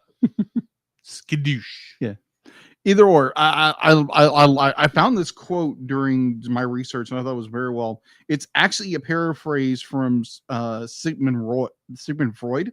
And sometimes a red panda is just a red panda. That's not what he said. I know that. That is a paraphrase of that famous. That's line. What I just said. It's a paraphrase. Because he was talking about cigars. Yes. I didn't and know the less we get into that, the better. But you onwards with your point. Thank you. This is actually a quote from Michael O'Sullivan from the Washington Post. He's paraphrasing Sigmund Freud. Sometimes a panda is just a panda. Sometimes it's a metaphor for something, an inner spark of creativity, a flame of originality that is to be cherished and not extinguished. And I love the idea that once Mei learns that be like this big family secret that like, oh, all the women in my family line be like turned into big pandas or red pandas. Yeah. And be like, have you seen a actual red panda? I've seen pictures of red pandas. They Yeah. look like raccoons. Yeah. They're just In fact, they're similar to tanukis, yeah. which are panda dogs, Panda dogs. Yeah.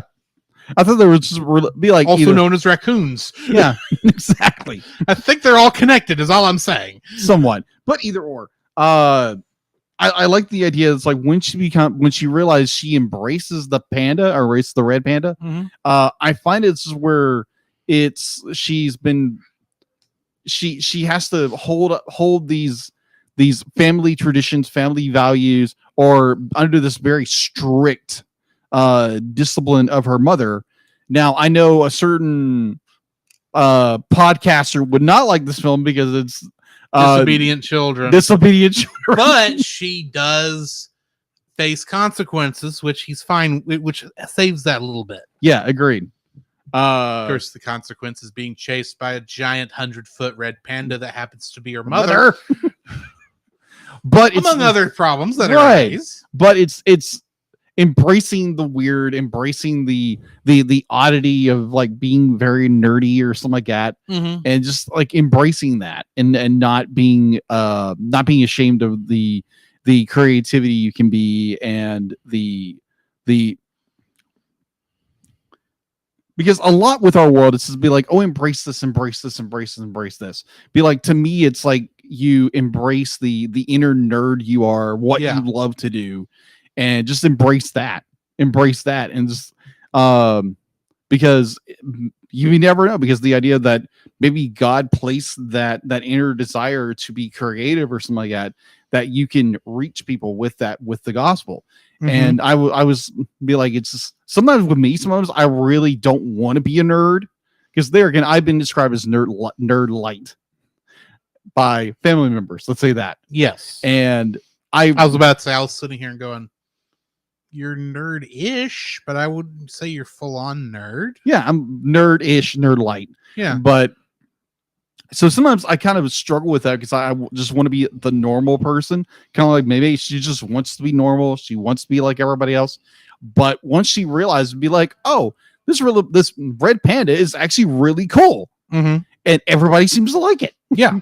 So it's just like embracing that, the ability you have rather than what the world tells you, or maybe your feelings are telling you, because your feelings are very fickle and they have a tendency of changing. But overall, it's embracing the inner creativity, embracing the joy you have for doing something, and not being ashamed of that creativity or the all that other good stuff. So I found that aspect of this film very well done. So yeah, I thought I'll just bring that up. Okay. That's my number 2. What's your number 2? My second is the relationship between Mei and her father. Oh, okay. That's not the one you think I'm going to go with, is it? Yeah. Because here's the thing, especially Jin himself, not just the relationship, but let's look at Jin. Yeah. You realize how brave this man is? That is true. He saw Ming at her worst. Yeah. He saw her as a 100-foot tall kaiju panda. Yeah. Saw her attack her mother to save him, admittedly, or to get him to back off of her. Yeah. And even though she went through with the ceremony, he knew at any time, if that little talisman she had broke, the red panda was coming back. Yeah. oh, maybe he didn't know that because they never Right. talked. The idea that it could be broken hadn't come up till like you see the cracks Yeah. at that point. I was like, oh crap, this is not good. Yeah. But I mean, the fact that you can tell he loves Ming. Let's not beat around the bush. Yeah. He is in love with her and does not care that she can turn into a 100-foot tall Right. panda monster among all her other, let's say, harsh qualities. Yes. Because she is a pain in some of these scenes. Agreed. She's very much of a tiger mom. As Yes. the phrase was. She is. That's not a bad thing. It's just you kind of want to say, "Hey, back off a little bit. You're actually you're putting more stress on your daughter than you realize." Yeah, but also Because you think she- that's generational too. That is generational because she went through the same thing with her mother. Yes. So you'd think she would have got it. Nope. But no, because from your experience, from your side of things, you're being a lot nicer than your mother was. Mm. And probably she actually was. Mhm. But I did like how it's very obvious that they're related. May and Ming are related. Is painfully obvious. Yes. Because they're almost the same character, but with a generational difference, and it's very obvious once you get to that other scene. But that's on a different like than not this like. Right.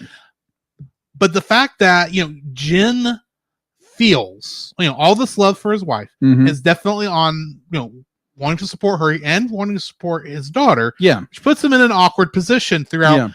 most of this film, to where like 75% of his lines in the film are,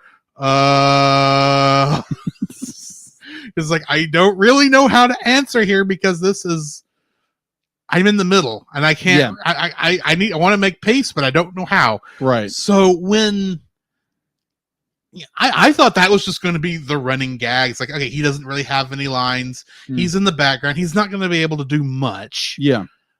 So that when he actually, is down in the basement, finds the camera Mm-hmm. and watches, the video of May and her friends singing and dancing along, transforming into the red panda back and forth, blah, blah, Mhm. blah.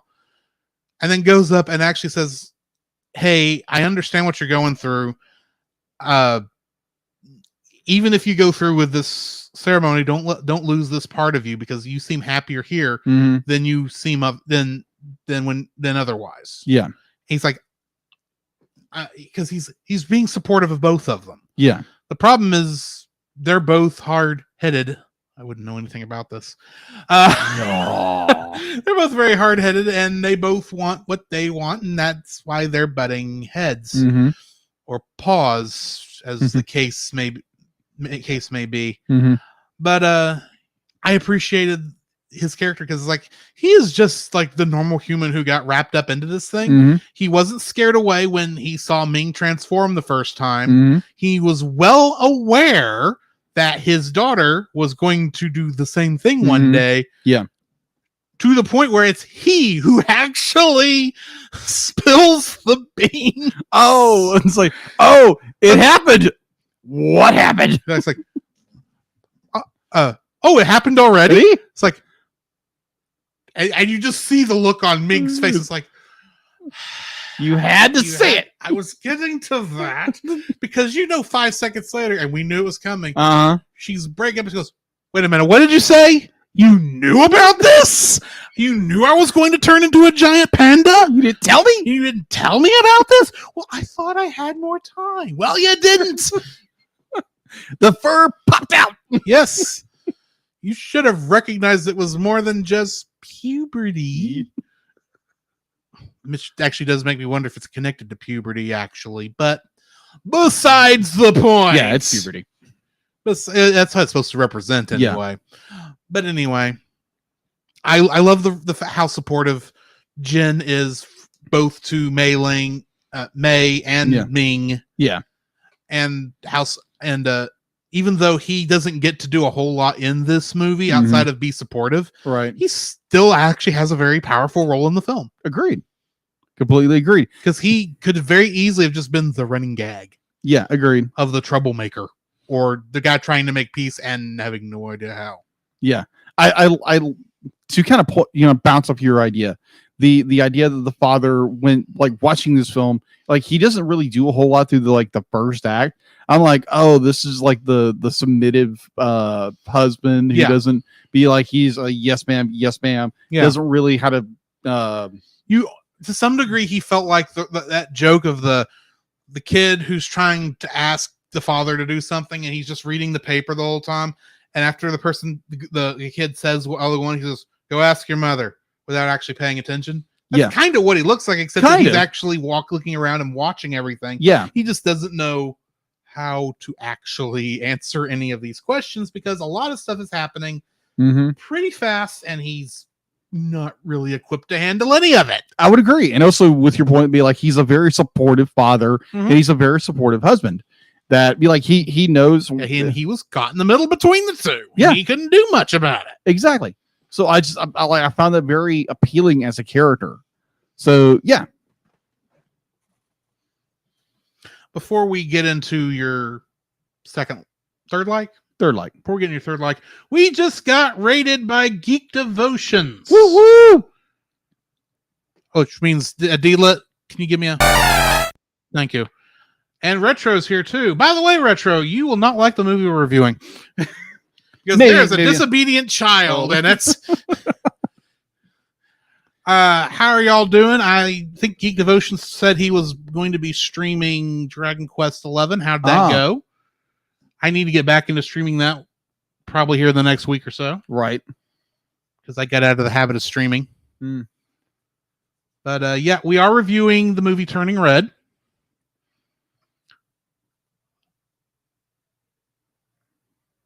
Anyway, yeah, I got distracted by something on screen. Of course. Are you ready to jump back into this? Yes. All right. All right. So my third like is actually the character expressions. Oh my gosh! Be like, the way they design the character expressions are so. Be like, there again has huge anime influence on this. Oh yes. Oh yeah, because like you have like Mei, it's just like every expression is huge and loud, and the whole bit it's like it seems to the entire screen. Or the point where Mei as the red panda goes by the it goes by the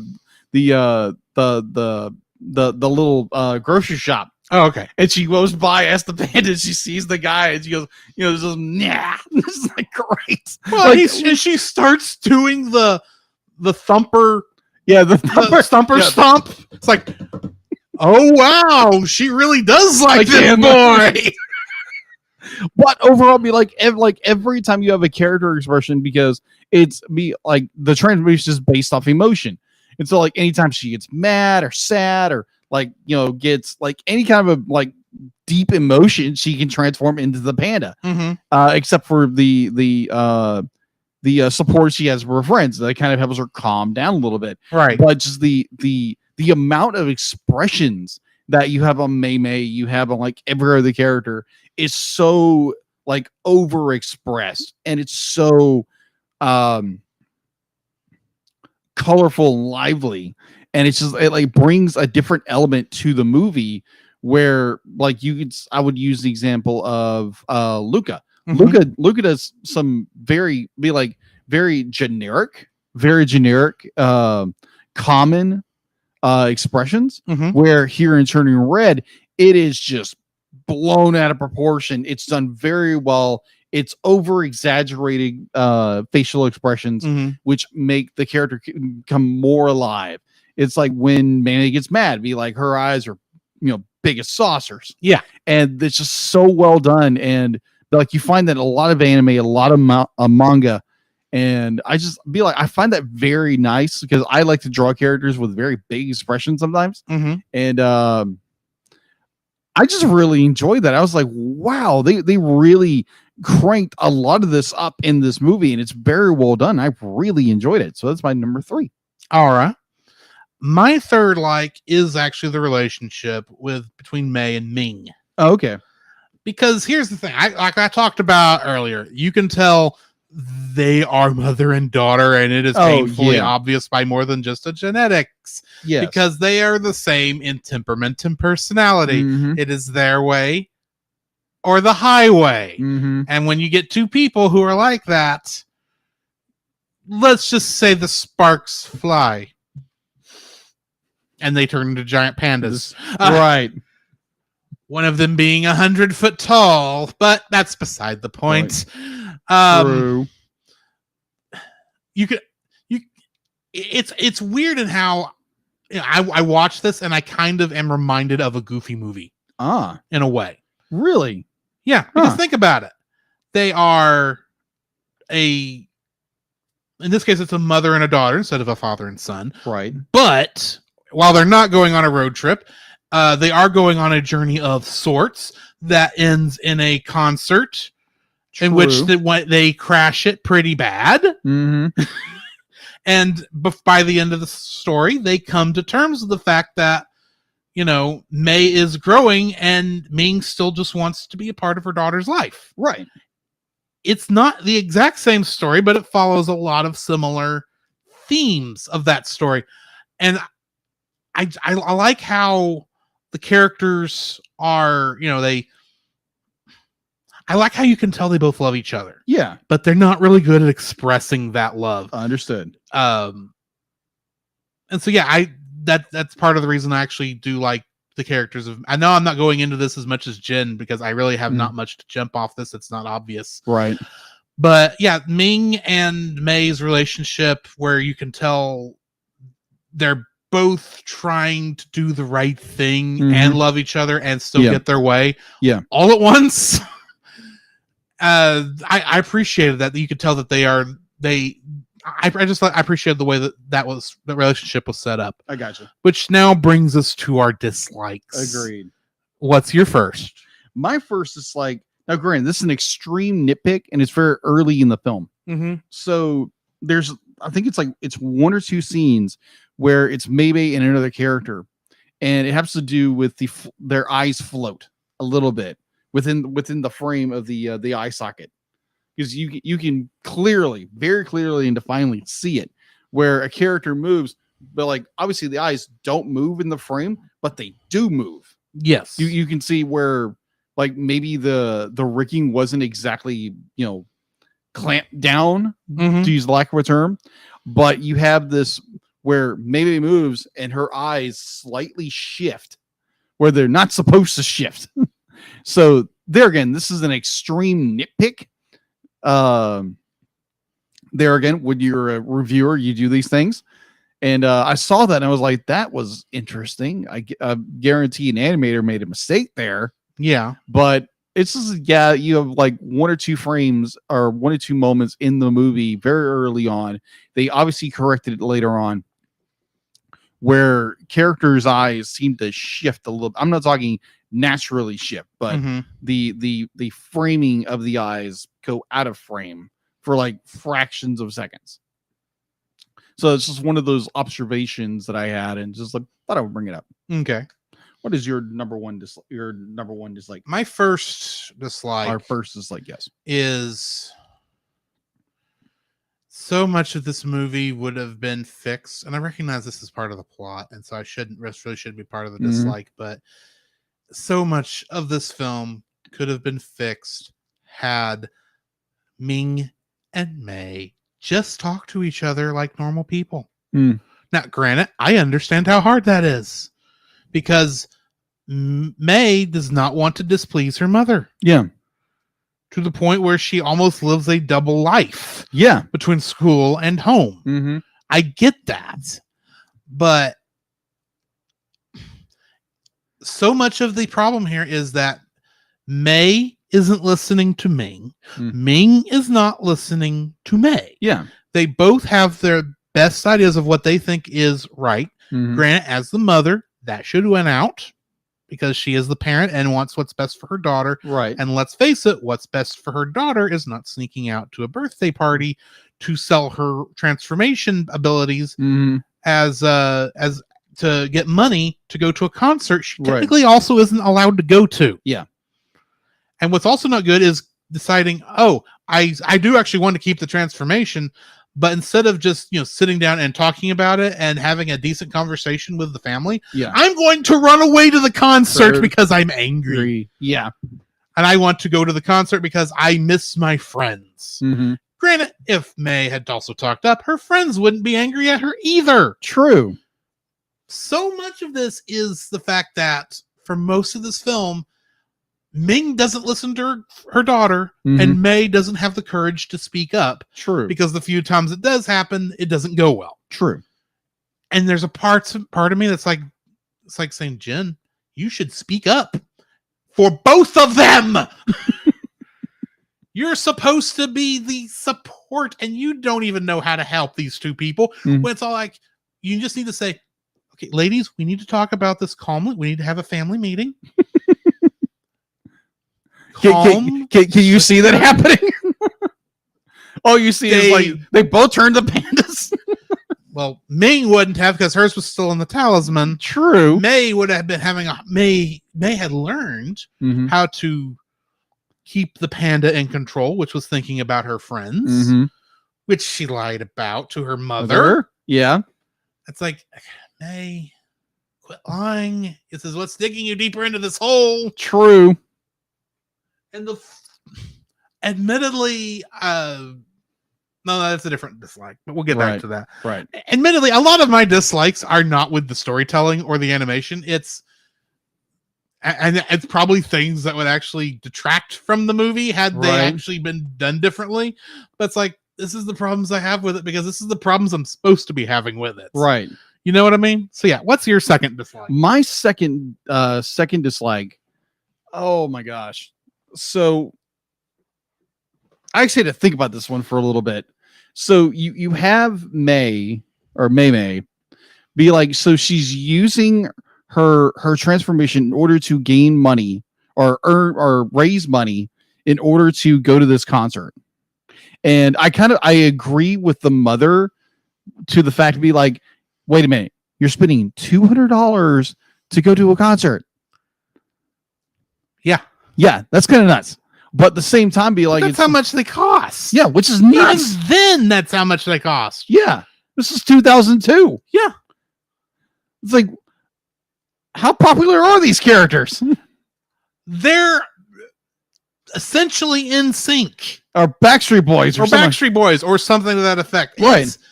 Did you see that set? Yeah, that was they had cages that they somehow busted out of with anime boy powers. Yeah, that obviously had to be faked because they are supposed to be just normal humans. Right. They were hung up from wires from the Sky Dome ceiling. Right. Didn't make any sense because it should have been from the set, but yeah, whatever. I've seen that. Yeah, and it's like, if they could have afforded an LED wall, or if LED walls existed back then, they'd have had it. Probably. But at this point, I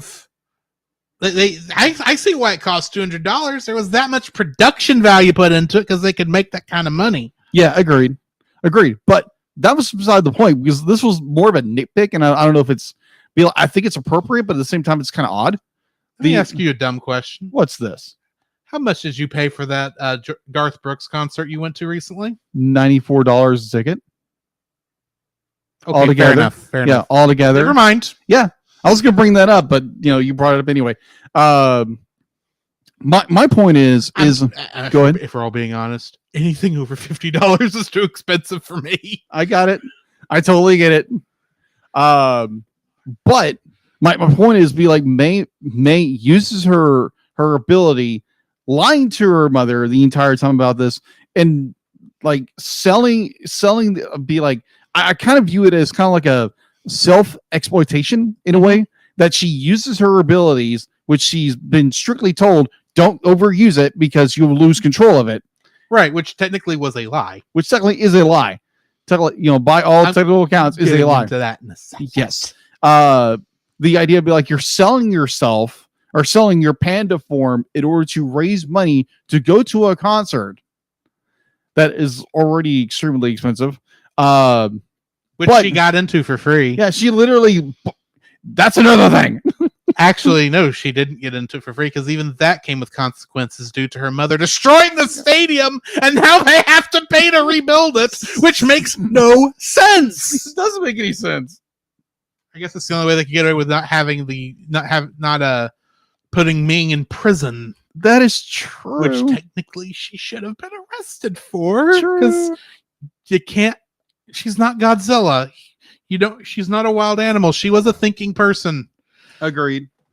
So yes, May lied to her mother and basically self-exploitation in order to raise money for these tickets for her and her friends to go drool over some boys for an hour. Yeah. So it was just more like me. It was And probably that did not include an autograph, right. or a backstage pass, or a meet the band thing. Yeah. That was just to sit in the orchestra. Yeah. Just sit in the audience. And here's another thing. So Which, honestly, $200 for orchestra seats, that I can actually see. Yeah. If she'd been up in the nosebleed section right. and was still paying $200 Yeah. in 2002, that would be ridiculous. Yeah. Be like, and also being someone who just recently bought tickets for like a big name concert, be like, it was $84 for the ticket. That's not including like Parking. parking fees, stadium fees, the whole bit. Yeah. So you're looking at something that's beyond, like, they would have to made a lot more money to actually make it. So technically they were actually short. Unless the price that they quoted was the total price they needed to pay. Right. But which either would be or, simpler for the story. that is true. But my main point is the self-exploitation of her panda form in order to raise money for this. There's a bigger issue than just her self-exploitation. What's that? How does this blessing / curse actually work? Because here's the thing. Yeah, you turn into the panda when you've experienced a strong emotion. Okay, that part makes sense. Do you... Ming says the more you use the panda form, the harder the ritual is Right. to actually perform. Mm-hmm. Now, technically, she was correct. Yeah. Which is, I've heard, is the best kind of correct. Mm. But here's the thing. The reason it was easier for the reason May did not go through it wasn't because she couldn't go through it. She could have given up, and she nearly did give up her panda form. Yeah. But she decided to keep it because she actually liked her panda form. She liked that part of herself. Yeah. Ming, her mother and her sisters didn't like their panda forms because it was inconvenient for their lives at the time. True. For their panda forms to actually be used. Yeah. Which then makes me wonder, did Ming have the whole story? Ming, admittedly, had the worst panda of all of them because she turned into a 100-foot kaiju of a panda. Yeah. While everyone else turned into human-sized pandas. I say human-sized, but a big 7 panda. or 8 feet tall max. Yeah. And proportionally big. Furry. Both furry and Girth. Yes. Yes. I suspect that Ming didn't have the whole story because her mother didn't tell her the whole story. Yeah, if Ming had transformed into her kaiju form more often, maybe she would have fallen in love with it the way May did. Yeah. But Ming's panda is also a lot more inconvenient than everybody else's panda. True. Because she goes 100 foot. They all go 8 foot. Yeah. So I suspect that Grandma didn't tell Ming the whole story, and Ming could only pass on what she said, which means throughout most of this movie, May is dealing with bad information. Okay, that makes because sense. the entire line of what they need to know about this thing Yeah. is false information. Mm-hmm. Now, granted, we also don't know if Grandma had the full story. We also don't know if she was the first one to decide not to have the panda anymore. Mm. We don't know how far back the panda became inconvenient enough that they came up with, they found this ritual to seal the panda. Yeah. We don't know. Yeah. We don't have all the We information. don't have all that information. Right. But I wonder how far back they've been dealing with this misinformation. If they thought, oh yeah, if you use the panda, it starts getting harder and harder to not to seal it to the point where it may not go. And they're sitting there going, the reason she can't get rid of the panda isn't because she can't get rid of the panda, it's because she doesn't want to get rid of the panda. The panda is who she is. Yeah. And she's fine with it. The bigger question is, why aren't you fine with your pandas? Mm. Which they don't get into. No, they don't get into. Anyway. Well, there is one point where the ants are lining up into the portal where you can see for a second, they were kind of just a few of them did look like, should I keep it? Yeah. No, exactly. I'll go ahead and give it up. I can't deal with that in this age of my life anymore. Right. But yeah. Anyway, what's your third dislike? My third dislike is the entire conclusion to our story. Now It does clean up too fast. it does clean up way too fast. Like you have the destruction of the stadium, and it's stated that the family is paying it off. Which also makes no sense. No, it doesn't. Like you're talking about millions and millions of dollars in damages. Mm-hmm. Be like not including the damage prior to getting to the stadium. Yeah. Because if you're talking about 100-foot kaiju red panda is stealthily walking through this town that is not used to a 100-foot kaiju walking through it, is she walking on her little furry tippy toes the entire time? At the same time, think about it. Ming is 100-foot tall kaiju Who is mad? Do you know how hard that is to miss if you're the traffic reporter for the 7 o'clock news? That's gonna be very hard to miss. Who might be near the Sky Dome to talk about all the bad traffic that's going to come out of there as the concert lets out. Mm-hmm. So you may want to stay off of whatever road that is. If you happen to be in town. Yeah. They're gonna notice a giant 100-foot tall panda. They just are. Yeah. So it's agreed. like, if they spot Godzilla, they'll spot you because you are a lot more obvious than Godzilla is because you're red. And you're fluffy. Not red. You're really more orange. Like they call orange. it red, but it's more of an orangey red. Right. And you are very obvious. It's not like 98 Godzilla where you can go hide in the sewer system for no good reason. True. But it's more of our very tidied up ending where it's not be like there's no like the biggest consequence our characters have to do is pay for the damages. Yeah. And be like they again exploitation of their daughter being the panda. I understand it's Still, it's attraction based, but you're using your daughter's ability to profit from. So there again, exploitation. This is the same group at the beginning of the film was trading on their family's history to get offerings at their temple. Yeah. And they were you could tell it was a very business-like organization. Oh yeah, very much. That was a tourist attraction and they knew it. Oh yeah, very easy. They have nothing on trading on their family history. Oh yeah. And now you're trading on your daughter who can turn this big fluffy panda. And technically everyone's waiting for you to Hulk out also, Ming. Yeah. Because they've seen you, they know who this is. Yes. There has to be a sequel at this point where somebody is trying to capture May to do some sort of scientific experiment. Oh, that'd be hilarious. And Ming has to break the Tamagotchi now, but that's a lot harder because it's made of plastic. I'm sorry, my little friend. On you. It's like, what?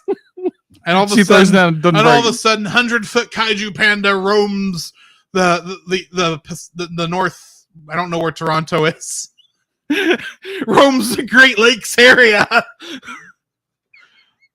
I will say I did like the joke where Abby. I think it's Abby. Is Abby the Korean girl? Yeah. Yeah. Abby says, "Toledo? What's a Toledo?"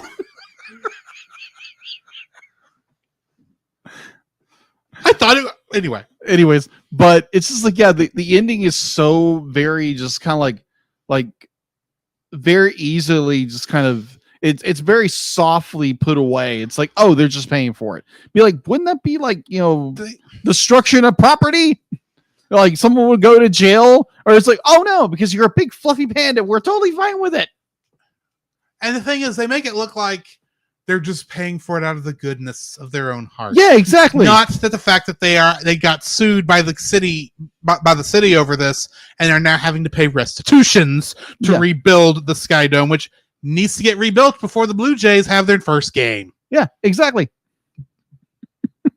But yeah, just everything's kind of like just nicely be like, it's a nice ending. I get it. You want to do that, but you don't want to go so hard with be like they're having to pay restitutions and the mother is not on jail because of good behavior or something like that. Like we said earlier, this is kind of a kaiju movie, and a lot of the kaiju movies, especially the Japanese ones, they normally end like right at the point where they would have been back to normal, and that would have just been the end of the film. Yeah, that whole epilogue would not have happened if it was a classic kaiju film. So I think this is kind of like them trying to. They probably had it originally in there like those old films did. And then someone at Pixar says, we need at least a little bit more resolution than that. Right. That's a theory. I have no proof of this. But yeah, that's my third dislike is that this movie is tied up a little too well. There's not a lot of consequences for what they do. It's just like, oh, we're just donating the money to get it rebuilt. Really? Yeah, that's why. Yeah, exactly. In the meantime, what are you living off of? Yeah, exactly. Because if you want to get that thing paid off as fast as possible, which means you're not eating off of any of those donations, what does Jen do for a living? There's your question. That is true. But anyway. Yeah, that's another question for another day. So, yeah, what is your third dislike? Here we go. My third dislike is I don't really know. Okay. I guess when it comes down to it, there is a line that I don't like. Okay. And I'm not going to get too political. But, okay. But there's a line there in that ending part. Oh, yeah. I know exactly what you're where talking about she now. says, "My panda, my rules, my choice, my life," or something. Yeah, my panda, my choice, something to that effect, and it's reminiscent of the "my body, my choice" thing. Yeah, I think it was a callback to that, but it wasn't an exact reference. It wasn't meant. It was meant to be like "this is an easy line to write" sort of a thing, and you'll know exactly what we're talking about, but we're not actually talking about what that is usually a connotation to. Right. And it was like that thing that's like, I'm for the most part, by this, even at we're at the end of the movie. Yeah. Up until this point, I have been checked in with the film. I'm tracking with it. And then all of a sudden she says, "My panda, my choice." And I'm going, oh, I'm out of the movie. You just pulled me out of it. Just pulled me out. I'm glad you didn't say something like this an hour ago. At least you waited till the very end to pull this nonsense. It's not that you can't have that thought or think that. Don't get me wrong. Right. It's the simple fact that is based on a phrase that is popular nowadays, especially in the last 10, 15 years, being said in 2002. Yeah. Yeah, that's what threw me out of it, because it's like, oh, that's a continuity error, or what do they call that? I can't think what it's called. Yeah, it's taking a current reference, taking a current thing and putting it in the past. Anachronistic. That is anachronistic, and you have done so well with without going anachronistic. Yeah, agreed. The whole film, because this was not a straight comedy where they were pulling anachronisms out of their furry behinds Right. the whole time. This is like the first time they threw an anachronism in there, and I went, "Oh, I'm watching a film." Okay. Anyway, Yeah, I totally get it. don't pull me out of the film until I see credits. That's the thing, because every time you've got me sitting in that seat with the movie playing, I am essentially in your care Mhm. as for entertainment. You want to keep me watching that screen Mhm. the entire time. You don't want me getting bored and looking at my phone or anything of that nature. So when I'm sitting there and all of a sudden you essentially shove this wedge in there because you really couldn't think of a better line to write and put there. Right. That all of a sudden it's like, okay, I'm out.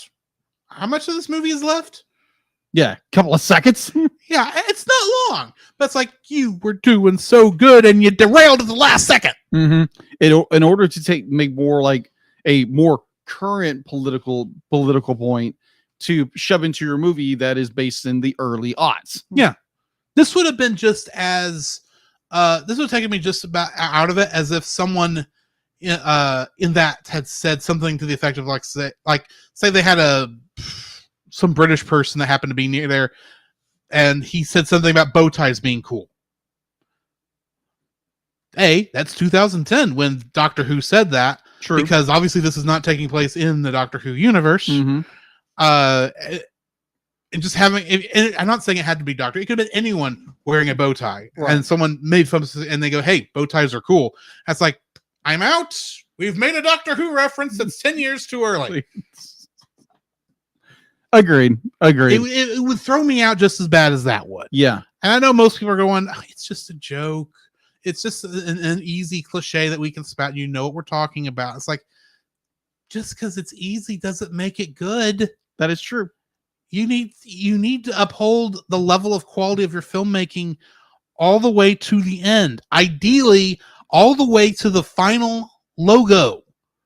Granted, I don't know how much you can do in credits, but Yeah. you need to hold me as far as you can. You don't want to throw me out in the last 5 seconds.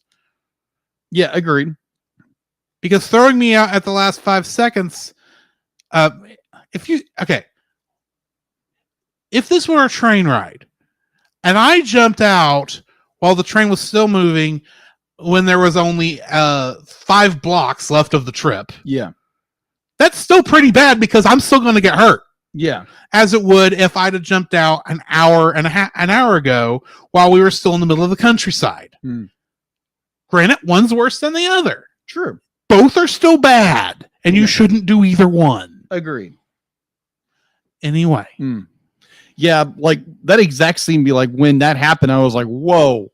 Because there again, contextual wise, we're in the early aughts of the 2000s, and you're talking about something that is more modern. Yeah. It's like, whoa, wait a minute. This phrase wouldn't have come into the lexicon until later. In 2002, I was not aware of what was in the lexicon. So I'm not saying that this phrase could not have been going on at the time. Right. But I hadn't heard it. Right. I didn't hear it until like the early 2010s. Yeah. So I admittedly could be wrong. Right. I can always be wrong. I make mistakes. Yeah, we all did. I'll admit this. But this was when I heard this, I went, okay, we just left the movie. Yeah, completely had you disengage. It disengaged me completely. And it may not affect everyone. Yeah. I'll grant you, but it disengaged me at that time. But either way. Yeah. All right. I think that brings us to the end of the episode. Yes. Which means we need to rate this thing. Yes. What are you rating it? I'm giving it a solid 8. I really enjoyed this film. It's very well done, animation-wise, character-wise. A lot of the story is very well done. The fact that they do a kaiju story in this is absolutely incredible.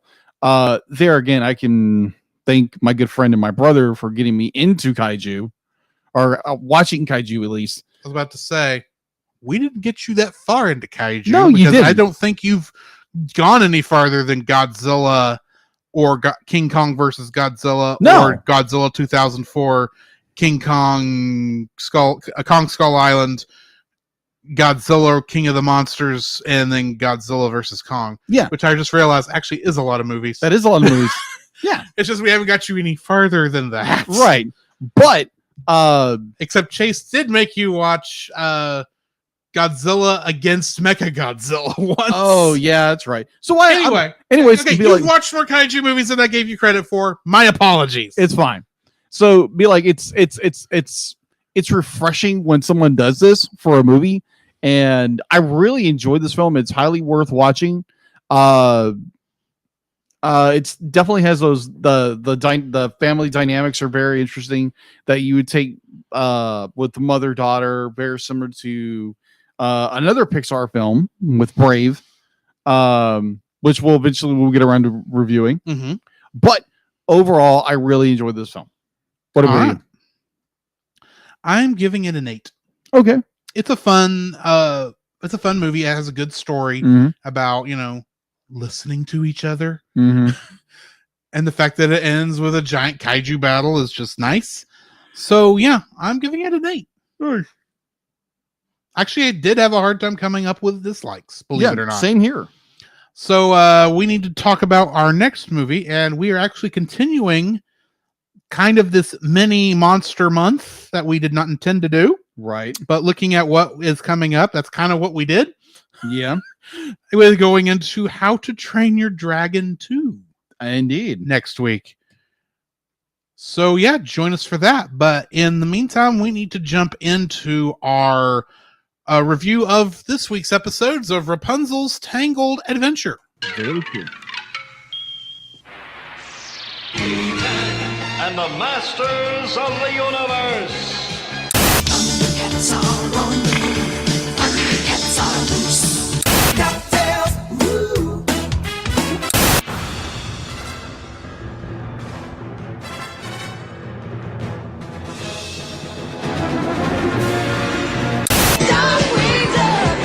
Let's get dangerous.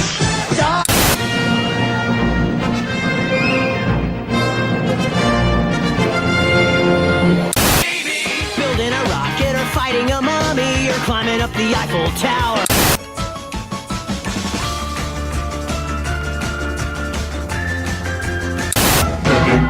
The Pinky and the Brain. Starve!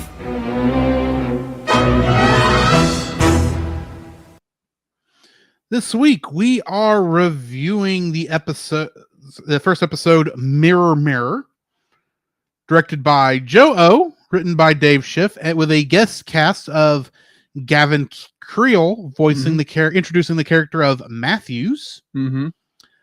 The summary for this episode: Rapunzel and her group come to a hospitable old estate, but they look into a mirror. When they look into a mirror, strange things happen. Mm-hmm. Getting into the trivia for this, the episode expanded further on Rapunzel's mutual antagonism with Uncle Monty. Oh my gosh, yes. Yeah. Squish. Oh my gosh. Yep, that's her. That's her. The title references the Grimm's fairy tale Snow White and the Seven Dwarfs, in the original version of which the queen addresses her magic mirror with the words Spiegen an der Wand, wer ich die schönste in ganzen Land, which traditionally, if inaccurately translated to Mirror, Mirror on the Wall, who's the fairest one of all? Uh-huh. I am surprised I got through that German as That well was as I good. did. That was pretty good. Ironically, the 1937 Disney film of that story had changed Mirror, Mirror, though, to Magic Mirror. Oh, okay. Ulf, Old Lady Crowley, and Uncle Monty are mentioned during the episode by Rapunzel and Eugene's evil doppelgangers. Mm-hmm. This is the debut of Matthews. Pascal uses his camouflage ability to show Rapunzel what Old Lady Crowley and Ulf look like. And Eugene's mirror doppelganger made a reference to the episode Beyond the Corona Walls, in which Lance was bitten by the Baron's pet Kai spider. Yes. And that was the one that made me laugh. Says, turn into that. Show me those colors that Lance turned into when he got bit by that spider. It's like, okay, that's funny. That was funny. And yeah, Pascal is a lot more. You forget how talented he is at that. Yes. Because we haven't seen that since the movie. Yeah, agreed. So Because for the most part, we barely see him use his ability, his camouflaging at all throughout it. The only time I remember him actually doing it was in King Pascal, when he was temporarily the color of the rocks. True. But anyway, yeah. But yeah, what are your thoughts on this episode? All right, so there again, we are in Rapunzel's Single Adventure Season 2, and this is episode 19 and in 18. So Mirror, getting close to the end. We are getting close to season 2, which I'm very excited to. So this one was interesting. We kind of get back into we're stuck in a place for a while, and these are very good episodes.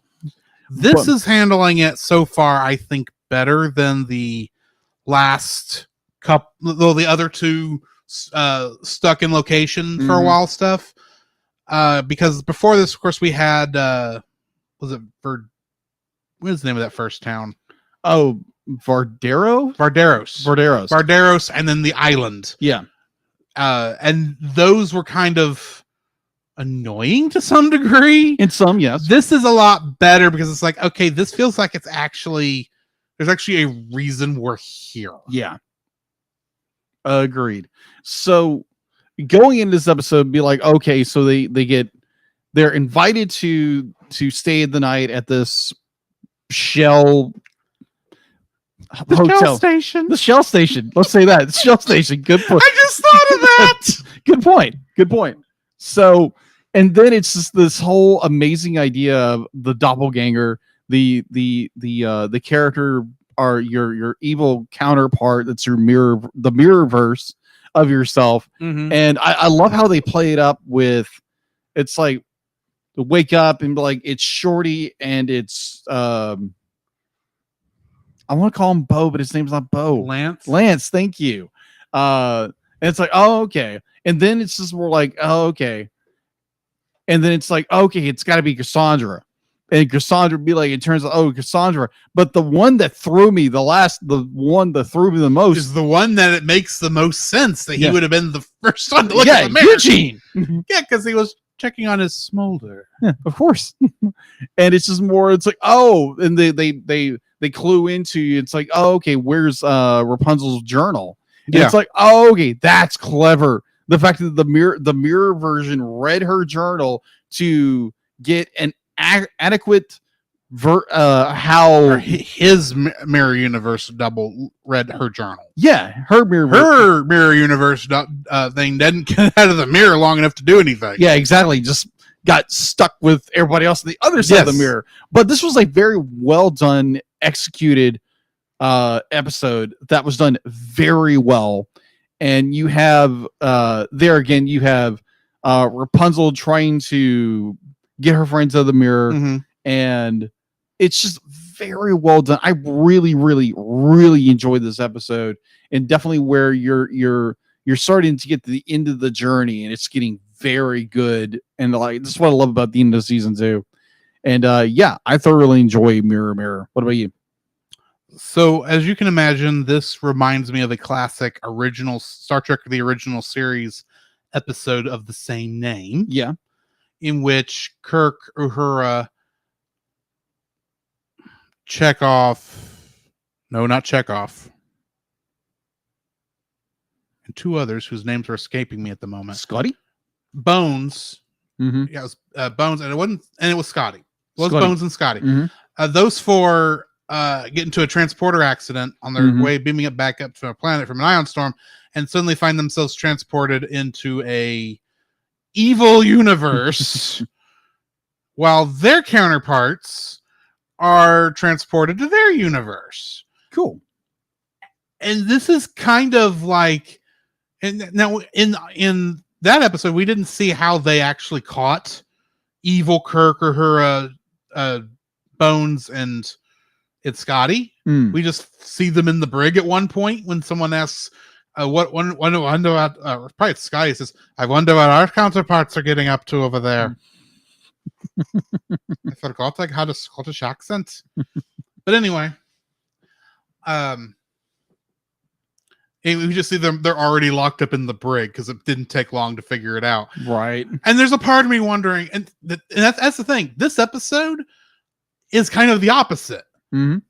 we are seeing how they figure out that the doppelgangers are the evil doppelgangers instead of trying to figure out how you get out of the evil universe. Yeah. Now, granted, we still get the how do we get out of the mirror, not really universe, but pocket dimension. Yeah. Magic dimension, whatever that's whatever that actually is. Yeah. We do get that, but admittedly, when I first started watching this episode, I knew you said there was an episode coming up where they got stuck in a house. Yeah. I had no idea. In my mind, when you said that, I thought that was like season 3. Did not realize that was the end of this season.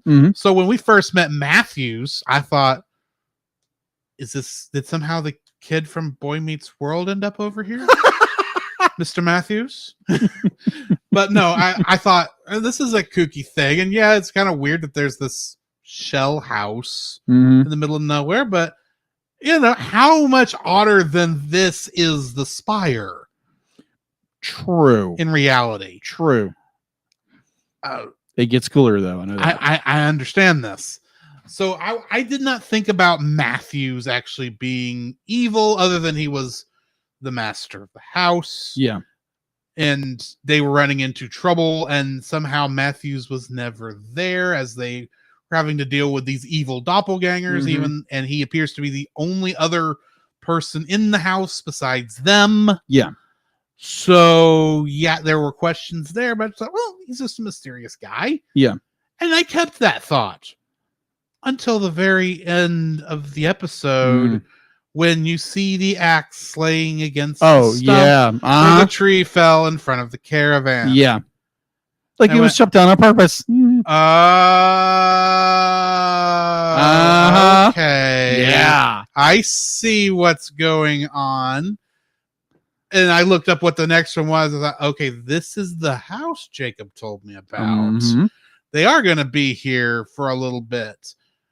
So, yeah, this was actually a fun episode, seeing what the quote-unquote evil versions of these characters are. And a lot of them make sense. It makes sense that Flynn / Eugene would be the easiest to fit in with himself because he's used to being other people, and he's studied himself more than he studied anybody else. So I can see evil Eugene being able to pull his normal self off pretty well, and pretty quickly. Lance, Cassandra, I mean, she was doing a pretty good job of hiding that she was the doppelganger for a bit until the very last second, when it's like, this has also reminded me of The Thing. That movie. Really? Well, think about it. You got to test everyone to see if they're really who they say they are. True. Except they're not going to turn into giant monsters when you take a sample of their blood. But got it. See, I may not watch a lot of horror movies, but I know of a lot of horror movies. But that was interesting. Lance. I mean, they could have hit Lance real quickly. It's like, oh, look, a spider. And he goes, yeah, so what? That would have happened. That would have happened. He was that unbelievable as Lance. Yeah. But he was still not anywhere as unbelievable as his counterpart. Oh, my. Shorty. It's like apparently you didn't study this character at all. Now, granted, Shorty, we saw him get took. Yeah. So him, keeping him a surprise really wasn't that big a deal. True. But at the same time, it's like, wow, Shorty is so strange that even evil Shorty can't pretend to be Shorty. He literally took the evil counterpart directly. So, okay, I'll work with that. So, yeah, it was a fun episode trying to guess who's the bad guys, who's the good guys. And even there for a short bit, I was curious, did the real Rapunzel escape? Or did she get thrown in the mirror? True. I kind of knew she had to escape because that was the only way that was going to end. Unless Pascal was going to quickly become like the hero of the story again after King Pascal, which is not out of the question. Right. He would pull it off, but they'd already done their Pascal episode this season. So I didn't think that's where they were going to go. I got you. But anyway, it's not the first time they've gotten out of a scrape like this, considering True. Freebird. Yeah, Freebird. Agreed. But anyway, next episode, shall we? Yeah. Next episode is You're Kidding Me. Mm-hmm. Directed by Joe O and written by Kelly Hannon. This guest cast includes Gavin Creel returning as Matthews, Cassie Glow as Kid Cassandra, and Blake Moore as Kid Lance. Summary is, in search of a way out of the old estate, everyone but Rapunzel and Eugene turn into little children. The title of this episode, getting into the trivia, in the German title of the episode translates to No Child's Play. It is revealed during the episode that spinning tops were Cassandra's favorite toy when she was young. Cassandra crying out, "Best playtime ever!" is a nod to Rapunzel's line, "Best day ever!" in Tangled. This is also the second time she has made a nod to the line, followed from the episode Not in the Mood. And I know this is a sad one for you, Jacob, considering your this is one of your favorite shows, but this is the only appearance of any dogs or puppies in the show. Yeah. But they are cute puppies. They are cute puppies. And I hadn't occurred to me. It's like, dude, we haven't even seen wolves. Not really. No, not really. It's just like, you're right. The only animal we've actually seen has been a gopher. Well, we've seen gophers. We've seen badger wolves. Which weren't really wolves. No, they're more badger than and bees. We can't forget the bees. That is true. Poor Max. Poor Max. Oh my gosh. Yeah, bees. My bees. God. No, not the bees. Huh? Why do you have that in a mug? It's been like, what, 10 episodes since we did that? We're still making this joke? Yes. But yeah, I still can't believe this is the first time we've actually seen dogs. Yeah. In this episode. That is in true. the show. And apparently we'll never see them again. That is sad. We have seen raccoons. We've seen mega raccoons. Mm-hmm. Thanks, Varian. Yeah. Oh, but yeah, this is another good episode. This is where there again we're in this very bizarre house, and like again, Cassandra's favorite toy was a top. It was like, okay, that makes sense. It makes sense. I haven't seen a top like that kind though in a long time. The old style top. Yeah. So the most in recent years, the only tops I've seen are Beyblades. That is true. That's more like let it rip. Yeah. Really, let it rest in peace. Yeah, apparently my little cousin is into Beyblade. Now, granted, he's like 7, I think. Well, that's fair. I mean, Yeah. it's a kid's thing. It's a good thing. It's but just one of the more annoying kids things out there. Agreed. Yeah, this episode in general is good. You have this conflict of Eugene and Rapunzel of how children should be raised, and I find it unique that Eugene is the disciplinarian, harsh character, which makes sense because Rapunzel would be the, oh, we listen to you and your thoughts matter and that kind of stuff, which they're both very good. Yeah. But they have good and weak, Problem is they're paired up with the wrong kid to relate to that. That is true. Because every kid is different. It's very true. You can't treat every child the exact same. Right. It's a good episode where there again you get a young Lance who's just funny. It was very funny. Both him and young Cassandra were the funniest characters the show has had in a while. That is true. And then just Shorty is just Shorty. A baby. Is a baby. And it's because I'm sitting there going, why is Shorty a baby? Shouldn't he be like a teenager at this point? And then Matthew says, oh yes, the top of whatever it was called. The older you are when you when you spin it, the younger you become.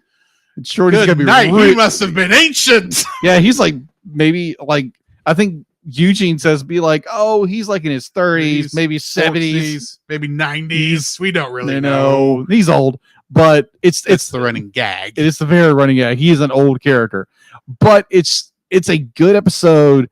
It's these two characters trying to come to a compromise. They got to do this one thing, and it's the very typical. We've got a problem. We've got to fix it. Mm-hmm. And then the ending of this episode, if I'm remembering correctly. Oh yes, yes. I'm remembering correctly. It's like the mirror didn't stop them. The top didn't stop them. But I swear, my lord, I will keep the sun drop in this house forever. And he shuts the door. Oh my crap! And I'm thinking, holy crap, they're actually working this into the story, and it's not filler. Exactly, because so much of the other times they've been stuck in one place has been filler. I'd be like, oh my gosh, it turns the door is no, like, oh, it's Santiri. Now, granted, the others are like character driven filler, so I let it go for the most part. But this is like, wait, this is moving the plot along, and I didn't realize it. There are things in the trivia I had to edit out because it was like, oh, Matthews is secretly the servant of this character who hasn't officially been shown off in the show yet. I say officially because technically he has been in the show already. Yes. We'll get there when we get there. Stupid monkey.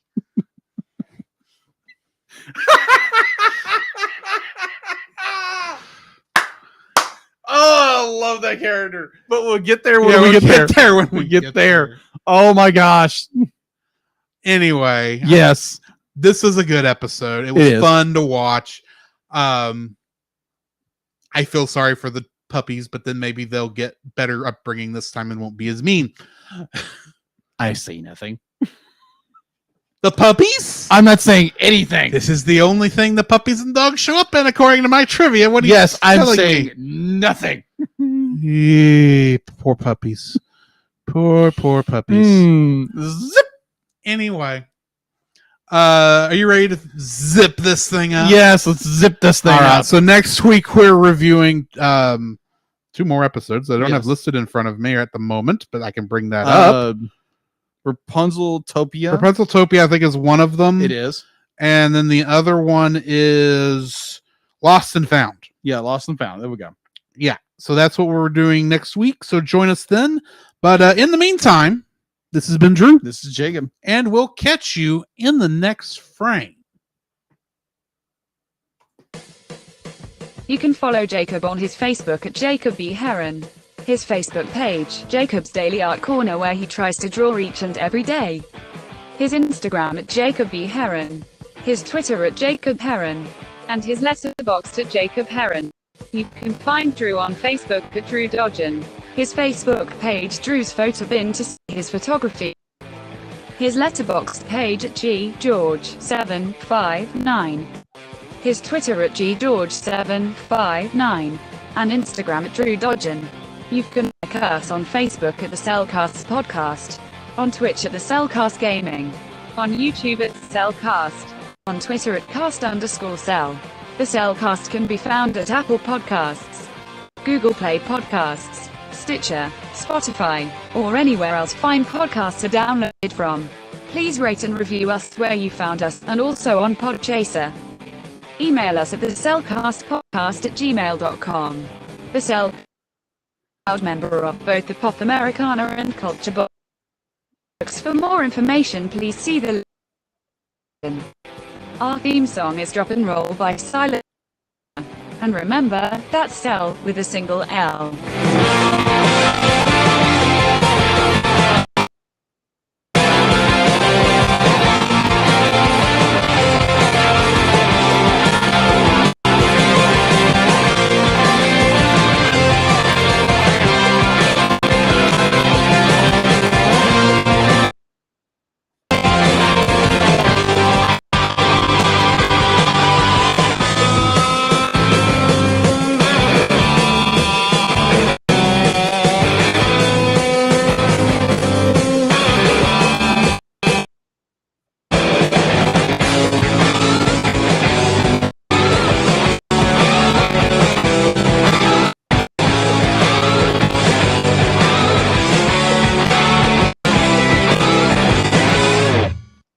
Want to go run chase?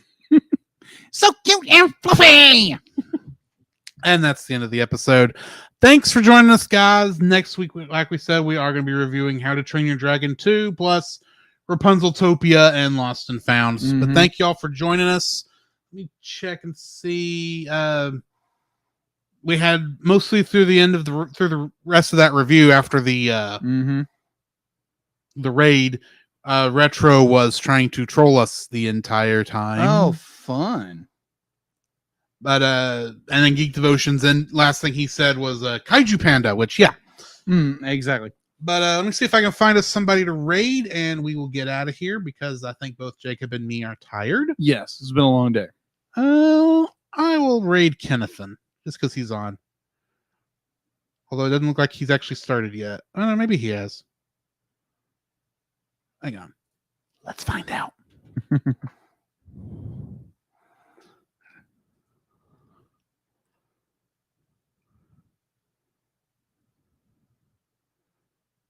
And yes, I know it's muted. It's intentionally muted. It's all good. Because I don't want to hear the ad. I don't even know who this is an ad for. Don't you hate it when you can't tell 5 seconds into the ad what it's an ad for? Right. It's still going. I still don't know who it's for. Gas station, maybe? Oh, it was Texaco. Couldn't find that out to the last possible second. Okay, yeah, he hadn't started yet, so I won't raid him. I'm just going to leave it here. But thanks, guys, for joining us, and we will catch y'all later. Yeah, thanks.